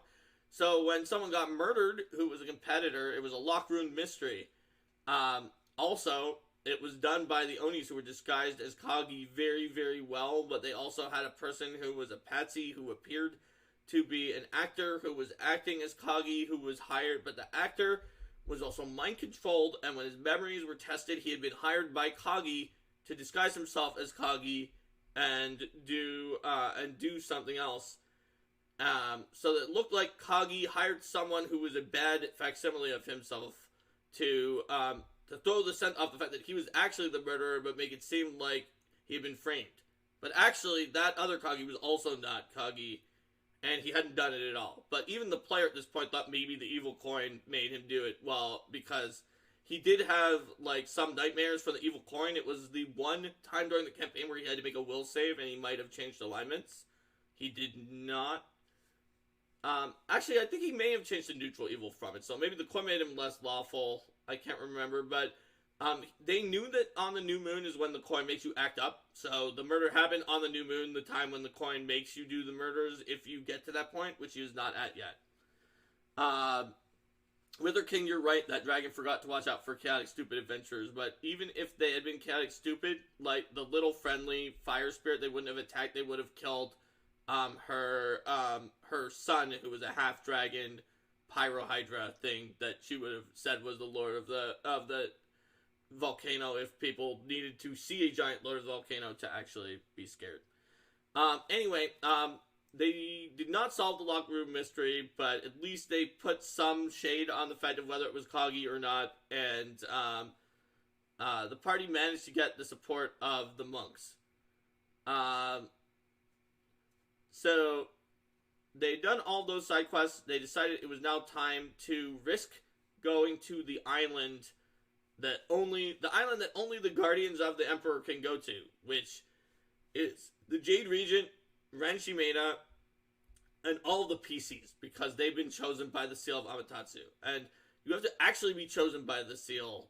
So there was pretty much no chance the Jade Regent could get very many of his mooks to be chosen by it. It would have to be very, very limited who would be declared as a guardian. So it would probably be safe once they were on the island, but it certainly would not be safe to get onto it, since the island is the place where the ancestors sort of give the blessing to whoever becomes the next emperor. Because in Minkai, these 5 imperial families, they're not called the 5 imperial families because of the fact that, like, one of them was the emperor and then the other, and these just are the 5 that have been the emperor so far. They were created eugenically by the very evil Teikoku Shogun, the first Teikoku Shogun, who used eugenics to purify these 5 family lines that descended from Shizuru, the Empress of Heaven, the goddess who is the founder of Minkai. And these are just the only 5 families that can become the emperor, but it'll change to one of the other families occasionally when the ancestors think that family should rule now. And so there have been periods of, if any of the 5 families, and you need to get the ancestors' approval to become the next empress, especially when you're from a different family line, which the Amaterasu is compared to the Higashiyama. So the party was going to this island, and they had to. And so the Oni definitely were guarding it, but there's pretty much no way that you're going to be able to stop someone from performing the ritual of going around the island a certain amount and then making landfall if they are very, very good at hiding and very determined to do so. So the party managed to get onto the island, but at least the Oni saw that they had done that. So when you get onto the island in the adventure path, there is this false emperor who's there, who is the one mook that the Jade Regent did manage to get approved to go onto the island, and is sort of disguised as that emperor who's supposed to still be on the island, and says that that's who he is, but actually is not. And I think in the AP he maybe just attacks you for no reason, but other than like thinking he can kill you. I can't remember. In my version, he didn't. He was just like, I'm the Emperor, and the party was like, oh, you're actually still alive. Great, just come out. You're the real Emperor. Tell the Jade Regent not to do anything. And he was just like, no, I'm too scared. I have to stay here. The Jade Regent is protecting me from the assassins that killed all 4 of the other Imperial families. And so they left that conversation like pretty convinced that this is the Emperor, but he's a coward and he's useless, and this is a problem because Ameko can't actually necessarily ascend to become the next Empress while this Emperor is alive, but maybe the ancestors will let her do it anyway because this guy sucks. However, Kagi had a different idea, which is he also thought this was the real Emperor, but whether it was or not, he decided that Ameko, who, as I said, he's very, very loyal to, must become the Empress. And therefore, this guy needs to die, and maybe he's also a monster. So, he sneaked back from the party and started just attacking this guy. And when the party came back, Kagi had been like blinded by this guy and hit with like 5 negative conditions, and I think he was maybe feeble-minded. A bunch of bad things happened to him, but this Emperor was dead. And he turned out to be an imposter and was a monster disguised as an Emperor. So, he then lied to once they healed his feeble mind and blindness, he lied to the party and claimed that he had figured out it was a monster.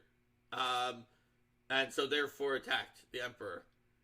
But some people could tell that he was lying, and so they were kind of skeeved by the fact that he attacked what he thought was the Emperor. Wither King says he would watch a campaign based on how different dragons go about living in a world when they're so strong yet killable to wandering adventuring groups. It's an interesting question. So, having killed this fake Emperor, the party had to deal with a bunch of undead. There were definitely even more Greater Shadows in here. There were a lot of Greater Shadows in Jade Regent. They got a lot of kills on PCs that required using the free resurrection from the Amaterasu seal, which kept giving the information of the location of the parties to the enemies, because when you take the seal out from the warding box, they can tell where you are. And this section, I think they managed to not get killed by the Greater Shadows, barely, but there are a lot of Greater Shadows. And some other weird Guardians. And eventually they made it to sort of the Hall of the Honored Ancestors, and that's where they found that Higashiyama Shigure, the previous emperor, was a ghost who was around, and was in fact actually dead. Even if they believed that fake emperor, when they found the ghost, they would figure out what was actually going on. So Higashiyama Shigure was an angry ghost, and they managed to calm him somewhat, and they were trying to get his blessing, but his body had been taken into the Well of Demons, so they needed that for his blessing. They also found Amaterasu Onoko, a trumpet archon, the trumpet card, who was willing to give them her blessing if they went into the Well of Demons and murdered another empress who was down there, Amaterasu Miami. And then most of the other ancestors were not around to give their blessing, which was concerning. So the Well of Demons is a special evil place where sort of the worst of the worst of Minkai's worst emperors were, and their spirits festered down under the Well of Demons. They were being purified by this giant waterfall above that sealed it and stopped them from coming out. And this is where they sort of all remanifested there. Not a good situation. So let's go through the rogues gallery of who's down there, because they are all pretty considered pretty bad by Minkai's history. So there's Amaterasu Miami. That's who Onoko told them to kill. She is basically she's a devil now, a handmaiden devil, and yes, who dis? That's right, because she's a devil. Good one, Joe. So Amaterasu Miami is basically in life, um, she was of the mind that that men are subhuman and unnecessary, and also like had like these horrible like lawful forced camps for people she didn't like, and was incredibly tyrannical. And no, she's the devil, and she's down there. There's also Teikoku Sokai. So Teikoku Sokai is a chaotic evil man who sort of was remembered as the first shogun who brought together the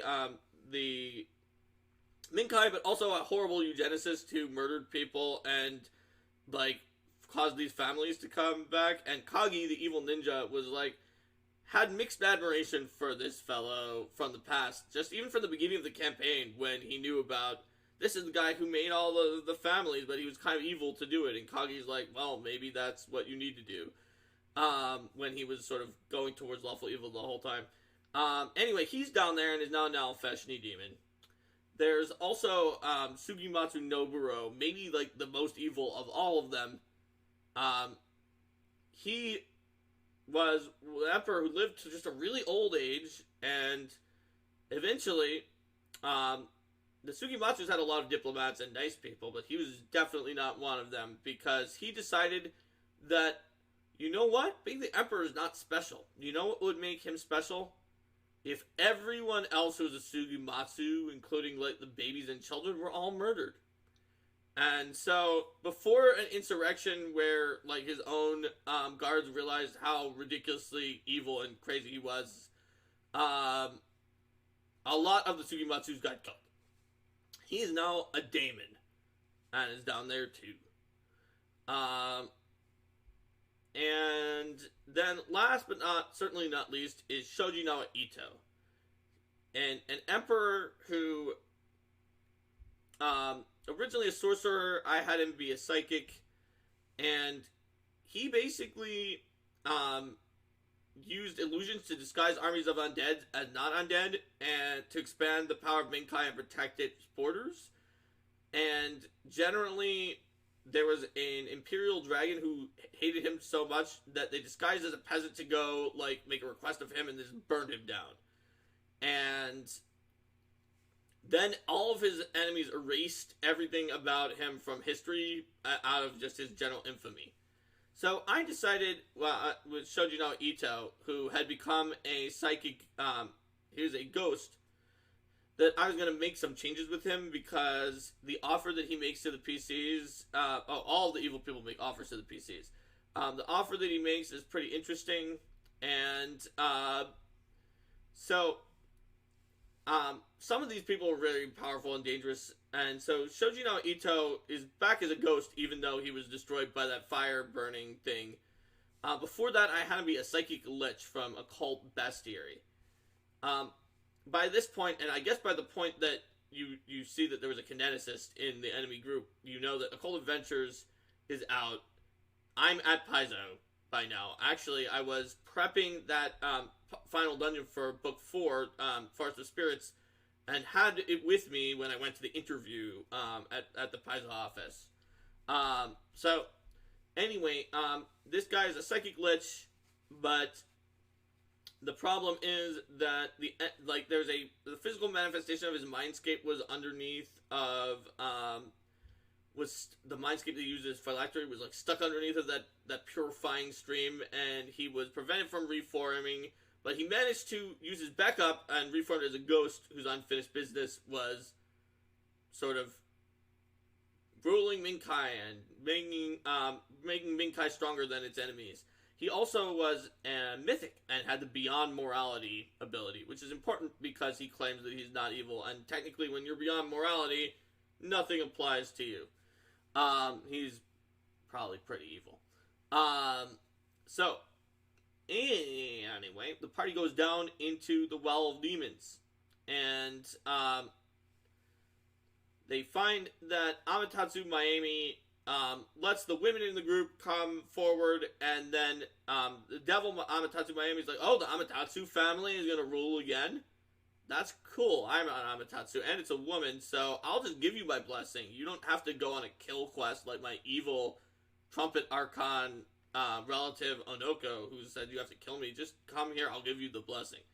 So the party's like, "Well, that's easier." Also, some of the men are like stuck outside, so they decided to take the blessing from the evil devil, which they got, because you need one from every family.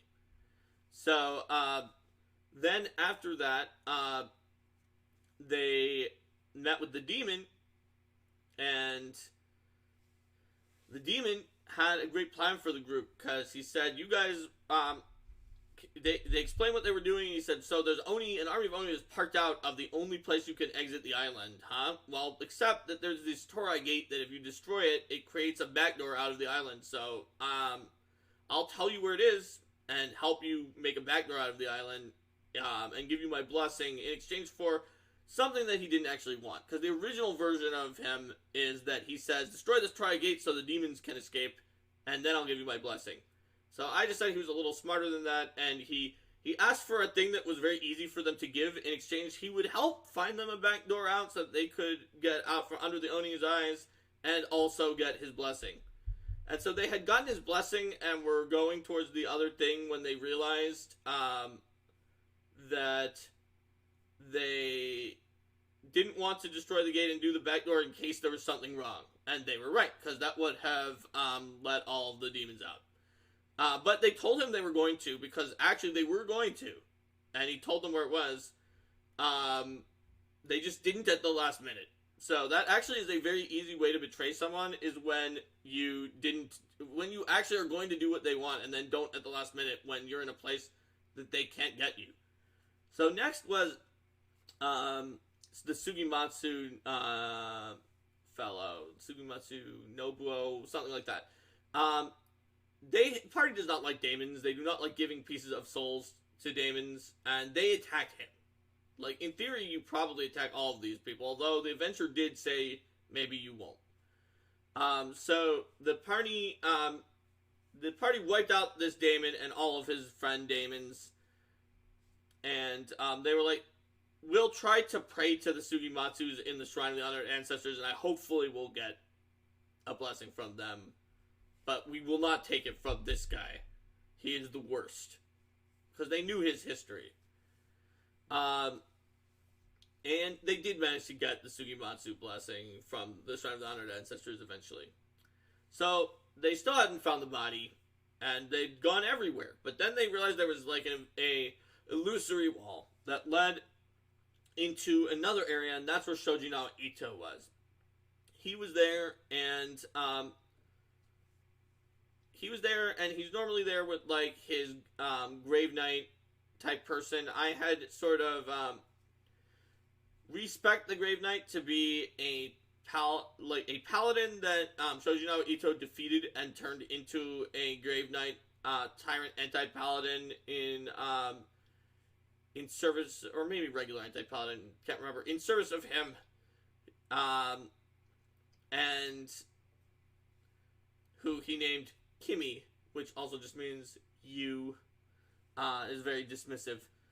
And he also used a sort of semblance of life spell similar to the ritual that the Lich has in the Arcane Society in the Villain Codex to make Kimi seem to be just a living woman who is down here in the area, and is until you kill her living body and she comes back as an undead. So this ghost guy, he has the body of Higashiyama Shigure, and he is trying to possess it and use it to escape the Wall of Demons. Hasn't worked so far. He's willing to give his blessing and give the party the body that they need to get the ghost blessing, but only if one of them lets him possess them. And so, Hojo decides to do that. Masanori Hojo, the PC who's the Eldritch Knight. So he now has a powerful ghost psychic in his head, and casting psychic spells is only mental, so he doesn't need use of the body. And Shojinao Ito can just cast psychic spells to help out the party now, and probably can take control of Hojo if he wanted to. Although, for now, he doesn't do that. They go out with Kimi, Ito in Hojo's head, and the body and get the blessing of Higashiyama Shigra, and they have all 5 blessings because they get the one from the Sugimatsu, and that means that Ameko is going to be the Empress someday, once she can get the seals. Hojo is the new PC who was joined at Part 5 with her king. He's the Eldritch Knight, monk / Imperial Sorcerer, who is wielding Raiko, emissary of the Sugimatsu. So, the party goes back and to their base, and that's when they manage to escape, but they find out that while they were on the island, the enemies have attacked their base with one of the 5 storms. And this is why I said 5 and 6 blend together, because this technically normally happens at the end of Part 5. But one of the 5 storms, who's known as the Invincible because of the fact that he has basically hardness 50 against all damage types, except damage from Suishin and Raiko. And because he has hardness 50, their entire army just cannot hurt him as he's just clobbering into the fort. But the PCs managed to juke out the Oni. They tricked the Oni who were watching them in the island by sending basically one of the NPCs goes with some illusions to and actually takes the real Amaterasu seal, which the problem is they need the Amaterasu seal to get onto the island, and so they have it with them. And the bad guys really want it because it's the MacGuffin. It's the last seal that they don't have. And the PCs realize that their only chance of making sure they get away is they lead the enemies on a chase. Actually, I think there's not even an NPC with them, or they use some summoned creatures, but it's with the real seal, and they leave it not in the wording box, so the Onis know that where the real seal is going, and then the PCs go not that way. And so that means that they actually allow the Onis to get this MacGuffin that they've been keeping from them for the entire campaign, as a ploy to escape. And it works, because the Onis do not think about the fact that the PCs might actually give up the artifact that they've been guarding, of the Amatatsus. So the PCs have every plan of getting all 5 of the seals for themselves, and they do later. So they go back to their base to defend it, and they manage to take down the invincible Oni and actually kill him. So the 5 storms are now 4 storms, which is pretty great. Also, I realize as I've been telling this story that I probably should have been using my my XP tracker, which has like the names of every session, and then I wouldn't have gotten some of these things out of order that I did get out of order. So let me see if that XP tracker is going to tell me anything that I missed. I'm pretty sure that I got all the highlights that are worth mentioning to you guys. Oh yeah, there we go. Buka, Miura, Akina. So that's all of the characters. So I didn't miss any of them. Let's see. XP parts 5. Shamans in the Bathtub was the name of that one. Yeah, let's see. The Bandits of Seino Heikuko. Shinju no Ie is the place where the really creepy guy lived. Turning the guy into a sloth. The ambush at the onsen. Iron Daimyo's defeat. The tournament. The forge. Okay. The reforged weapon. Kagi's assassination attempt. You're right, there was a suicide haunt and some other haunts on the island.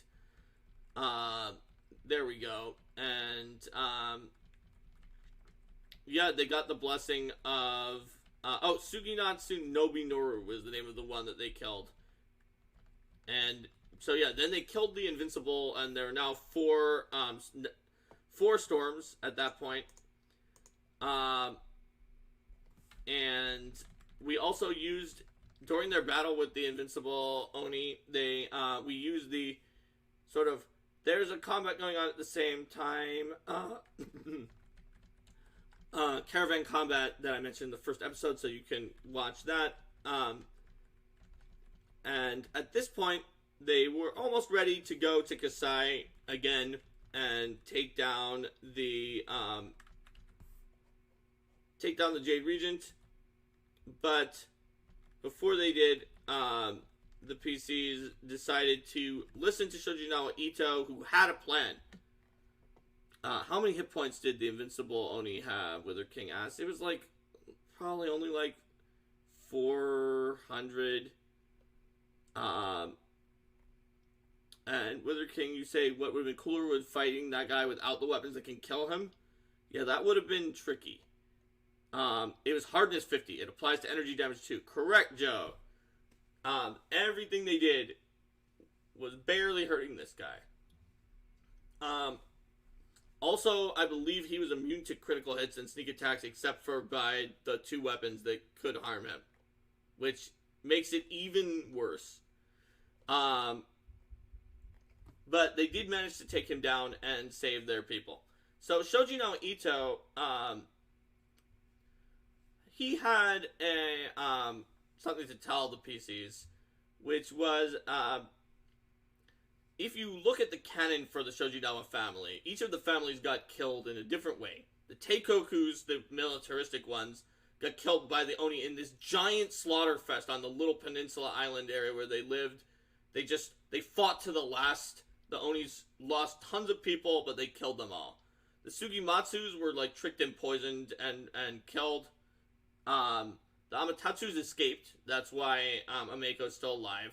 The Higashiyamas were subverted. The Onis were in their personal guard. That's the supposedly current emperor. The Shojinawas was different, though. According to Jade Regent Adventure Path, when the Oni came to attack them, just before they could, the entire palace disappeared in black flames that killed a bunch of Oni, and then nothing was left behind. So, in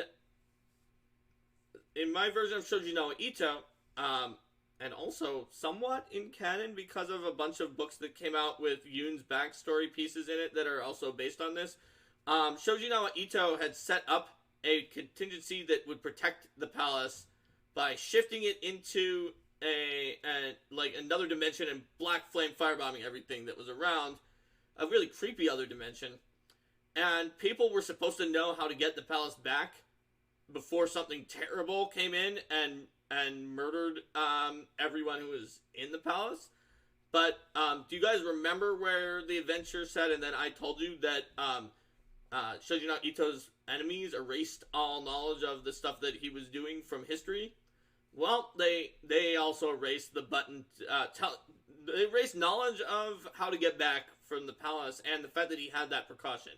So Shojinawa Ito was very upset about this, but because his enemies erased his knowledge, like Shojinawas did not know how to get out.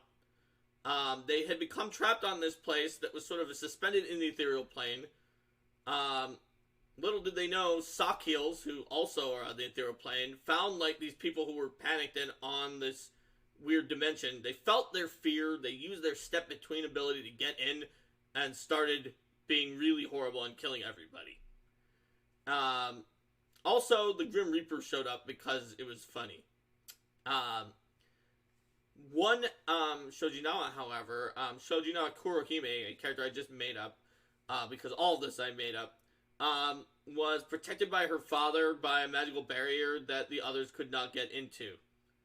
Also, Ito himself is a ghost, and he's still around. The Grim Reaper himself. Yes, the actual Grim Reaper was in there. So the party did a occult ritual to get to the palace where Ito was going to press the button to get the palace back. But the problem was that, or at the very least find the things that were in the palace, such as there was another weapon, and I'm blanking on the name right now, but I had a bow staff that was also, it could be used a bow staff or anyone who could use a quarterstaff could use it. That was like the weapon of the she was called like the mentor of the Shojinawas and was like a sort of a more magey weapon that was in there too, who was left behind. Take care, Joe. Yep, we've gone a little long, but we're also coming to the end. So, the party went in there with it, and they found the sock heals, and that's where I discovered that fear stacking in PF1 has some weird issues, because the sock heals had 2 ways to make you shaken. That it was my own fault when developing the sock heals, but they probably should have had it. It just can't take you past shaken to frightened. That is in almost every ability, because of the fact that they had 2 things that made you frightened or shaken on a successful save. So even if you made both of your saves, you were frightened and you ran away. We're pretty close. It's probably going to be like 15, 20 minutes at most, I think, at this point. So the party had to run away, but with the help of Shojinawa Ito, they managed to defeat the Sakills. They ran away from the Grim Reaper, and they got both that last weapon and Shojinawa Kurohime. So with Shojinawa Kurohime in tow, who was very psychologically messed up from the fact that even though she was warded away from them, the Sakills were giving her horrible nightmares. They decided not to bring the palace all the way back because the Grim Reaper was there, at least not yet. And they came back to regular reality. Also, at some point, they tried to go to Ameko's ancestral Amaterasu palace, but it was a trap by the Oni. Oh right, this happened before, because it was a trap by the Oni, who the PCs somehow managed to evade them due to like a natural 20 and dispelling a very high level dimensional lock, but not before Shiesa finally used that ability I told you guys about, where she makes you live out your life until you die and then watches what happens, to read Kagi's future of what he thought would happen, to just see where the PC's base was, and that's why they knew where the PC's base was. Also, at this point, the Jade Regent got really desperate and started kidnapping every high-level bard in case it was a Mako in disguise, which it does say happens in Part 6. One of which was actually Hojo's sister, who was a fairly high-level bard. And when they realized Hojo was one of the rebels, he threatened to execute her, which was a fake execution that was a trap that also almost trapped the PCs where a bunch of the Oni were at, but the PCs managed to escape. The thing is, the person who was being executed was actually Shiesa in disguise. They executed all of the people anyway that they were threatening to execute, just in a different location that was not the public execution. And then Hojo resurrected his sister later. He contacted her spirit, who was just like, basically, was like, go kill them for me, Oni-san. I hate these guys. They're the worst. And don't worry about me. Just bring me back later. And so they decided to do that. Okay, so they're ready to attack the final palace of the Jade Regent at this point. They've got some money from this guy, who had been sort of left behind by Ameko's grandfather with a bunch of their money, and he gave them a ton of money. They managed to spend it with the ninjas and other places, and they decide, we need to attack right now, otherwise more executions and things will happen. So, that's what they did. They headed to the castle, and they brought their armies to the gates to try to distract some of the Onis. And we had cameos from even Linda's character from Rise of the Runelords, who was theoretically Shaolu's boyfriend, but was just, as Linda will tell you, her character was a terrible boyfriend. But he did decide to come and help out for the final battle, and just like every character was helping out.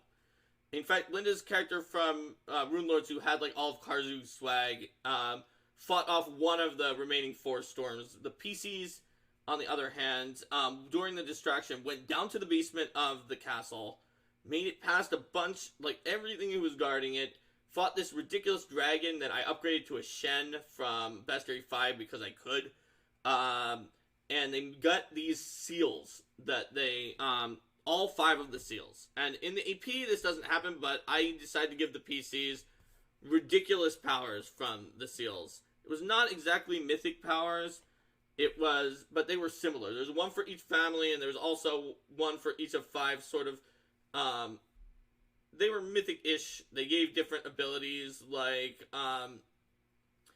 one of them allowed Bryn to just raise up the spirits of, like, hundreds of the dead, who were loyal to the throne to, like, fight against some of the armies of the enemies who were there.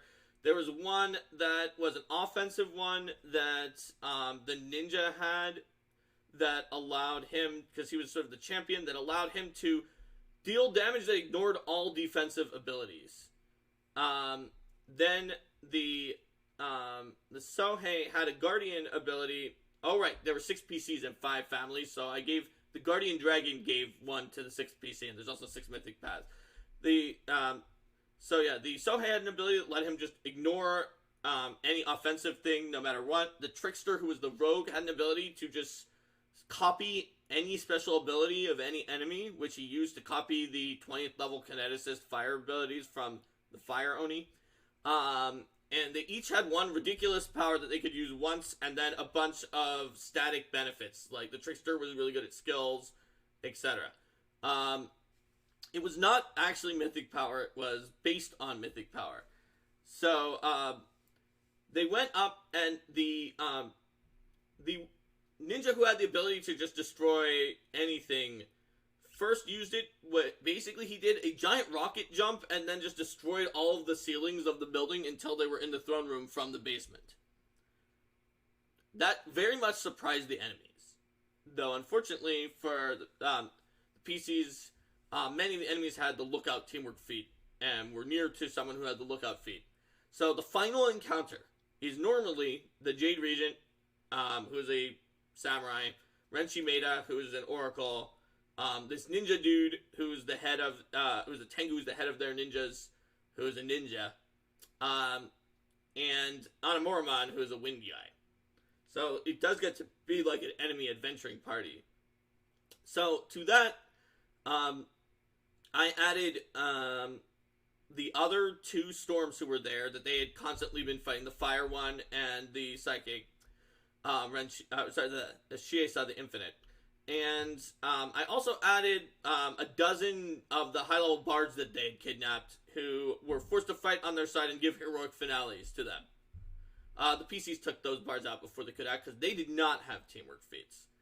So, the PCs still managed to get the drop on the enemies, and they had lookouts, so they all got a full round action on the surprise round. Whereas the NPCs, I guess lookout wouldn't have mattered, but Shiesa the Infinite always acts on the surprise round. So the NPCs did not get a full round action because of the fact that they didn't have at least 2 PCs, or 2 characters who were supposed to act on the surprise round. Anyway, basically, on that very first round, the PCs took out all 12 of the bards that were going to use heroic finales. The ninja ran away, because he was like, this is not going well. They managed to take out the Jade Regent, who I had super buffed and given these cool, like, sword slashes that did, like, wind thrusts and could make ranged attacks with his katana on everything. I think Renshi Maeda managed to get somebody into a maze, but she still made it look like she was being coerced by the NPCs into helping them, to the point that afterwards the PCs still did not kick her out, which is good for her. But they managed to, like, fight, and within the first few rounds, they were able to take down the fire guy. But remember, in addition to his 20th level Kineticist ability, he has the ability to explode on death. When he explodes on death, he deals damage equal to his maximum hit points, and comes back with half as many maximum hit points. And he continues doing that until he's very, very low on hit points, and then dies. His maximum is a lot. Fortunately, the one who actually did that kill was Kimi, Shojinao Ito's anti-paladin, who was in a human body at the time. And, oh no, that's right, she wasn't a tyrant or an anti-paladin regular. She had an archetype I made for the Beyond Morality people that was basically like an anti-paladin of destroying the enemies of, that are directly enemies of Ito and the state, which these Onis were. So, she was smiting this guy. She took so much damage, she was just burned out. But she was originally a Grave Knight that was immune to fire. So she comes back as a Grave Knight immune to fire, and after she takes 400 damage or however many hit points he has, and they essentially use Kimi to force her to take all of the high damage from blowing up this guy multiple times, and then when his hit points were low enough, they took him down. Meanwhile, the Rogue still has his 20th level Kineticist abilities from the temporary gaining it from his Trickster power, and is like burning everybody else. Shiesa had used that high level psychic image spell that is better than project image. So she just got the heck out when her image was destroyed, and she realized that she was gonna lose. She's actually eventually the only survivor of this. In my headcanon, she went to Chuye after this. But the party, they killed, they defeated the Jade Regent, they defeated all of his storms except for Shiesa. Anamoromon was very mad. He was hard for them to destroy, though, because I had given each of these people ridiculous power. What was Anamoromon's power? He was Anamoromon the Dervish. He had Dimensional Dervish, and he made just duplicate copies of himself that were everywhere, attacking the party. But here's the thing about them. They stuck around, and like mirror images, they popped if you attacked them, and whichever one was the one you attacked last was the real one. This is very important, because the party was like, let's destroy him, and they killed all the images, like, now we're killed the real one. When they killed the last one, they realized that actually he had made his attack from his iterative attack that's at minus 15 with his offhand weapon in a different room, and the real Anamoromon was not in that room. He had left like 7 after images, and they were all fake. So, figuring that out, they bursted through the wall with the ninja and attacked the real version. Also, they had managed to deal him damage because the ninja's ability to some number of times per day, it was like a number equal to their tier that I had made up or something like that, to ignore all defensive abilities, ignored the defensive ability of the fact that they can't attack him because it's a mirror image, and actually dealt real damage to him instead of popping an image. So he had taken some damage from that. They busted through the wall into the other room. They managed to take him down, but by killing all these other people, their souls of these people who had been bonded by him to get through the Torai Gate were spinning around and his own, and he evolved into a Void Guy, because they're totally not Japan. They need a JRPG final boss. They evolved into a powerful super Void Guy that also had like a head and like 2 arms that were like separate, and one of the arms healed, and one of the arms did like a really nasty debuff, and the head could resurrect the 2 arms.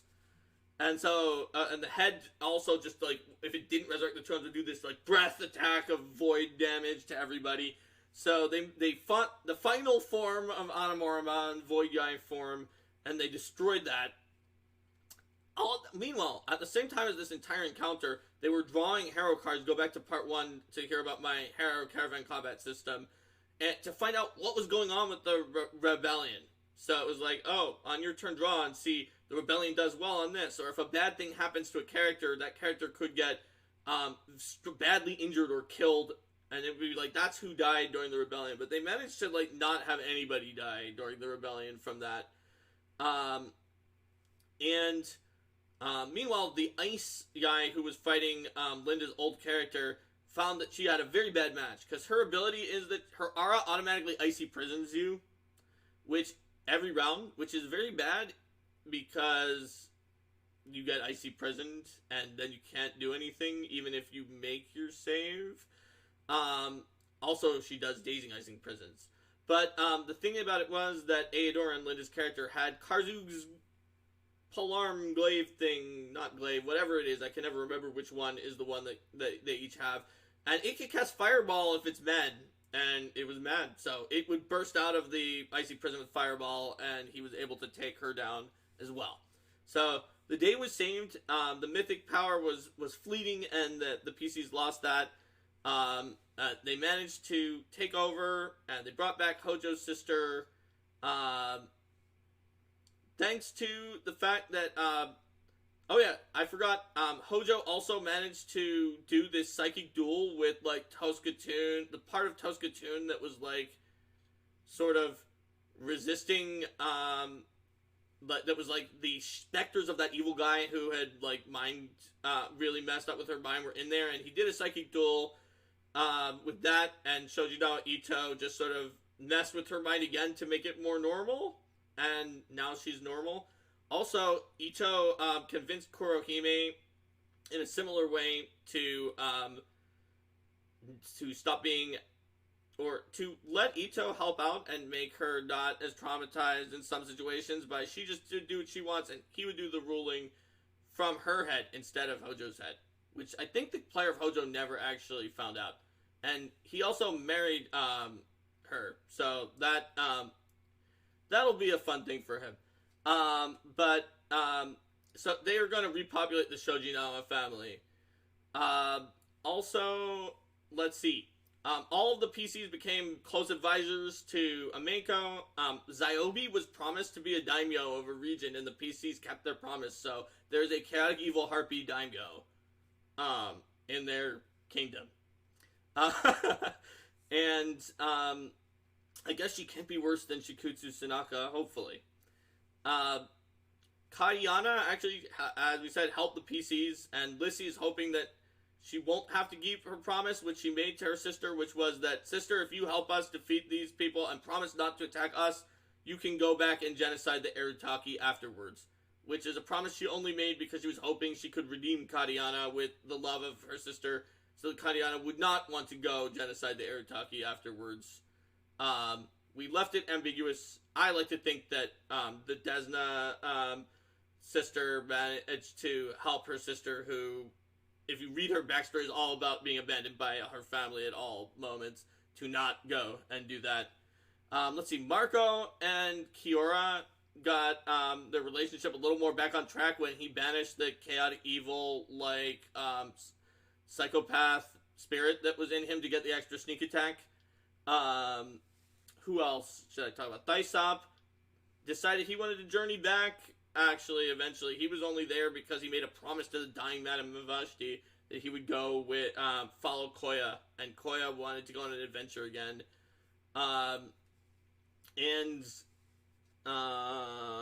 Kagi, oh right, I skipped Kagi's trial, but, long story short, after the island, Kagi demanded to be given a trial for his stuff, so the party would either kill him or something, or that they would stop just mistrusting him generally and causing issues, and would either kill him or let him do his thing. And they managed to take away his coin because they thought that he had done it, but only because of the coin. So they did not have the coin for that final bit. Kagi became the, kind of do what's necessary evil, but still very loyal retainer to Amenko.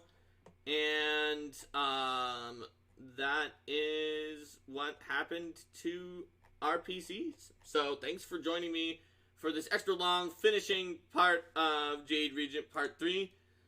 And yeah, it was pretty, as you can hear from some of the stories I'm telling, it was pretty epic. There are a lot of things that I changed. It was very, very anime and high ridiculousness in the last part, as you can sort of tell from this story. So I hope you enjoyed, and I'm going to say goodbye to YouTube. Bye, YouTube. See you next time.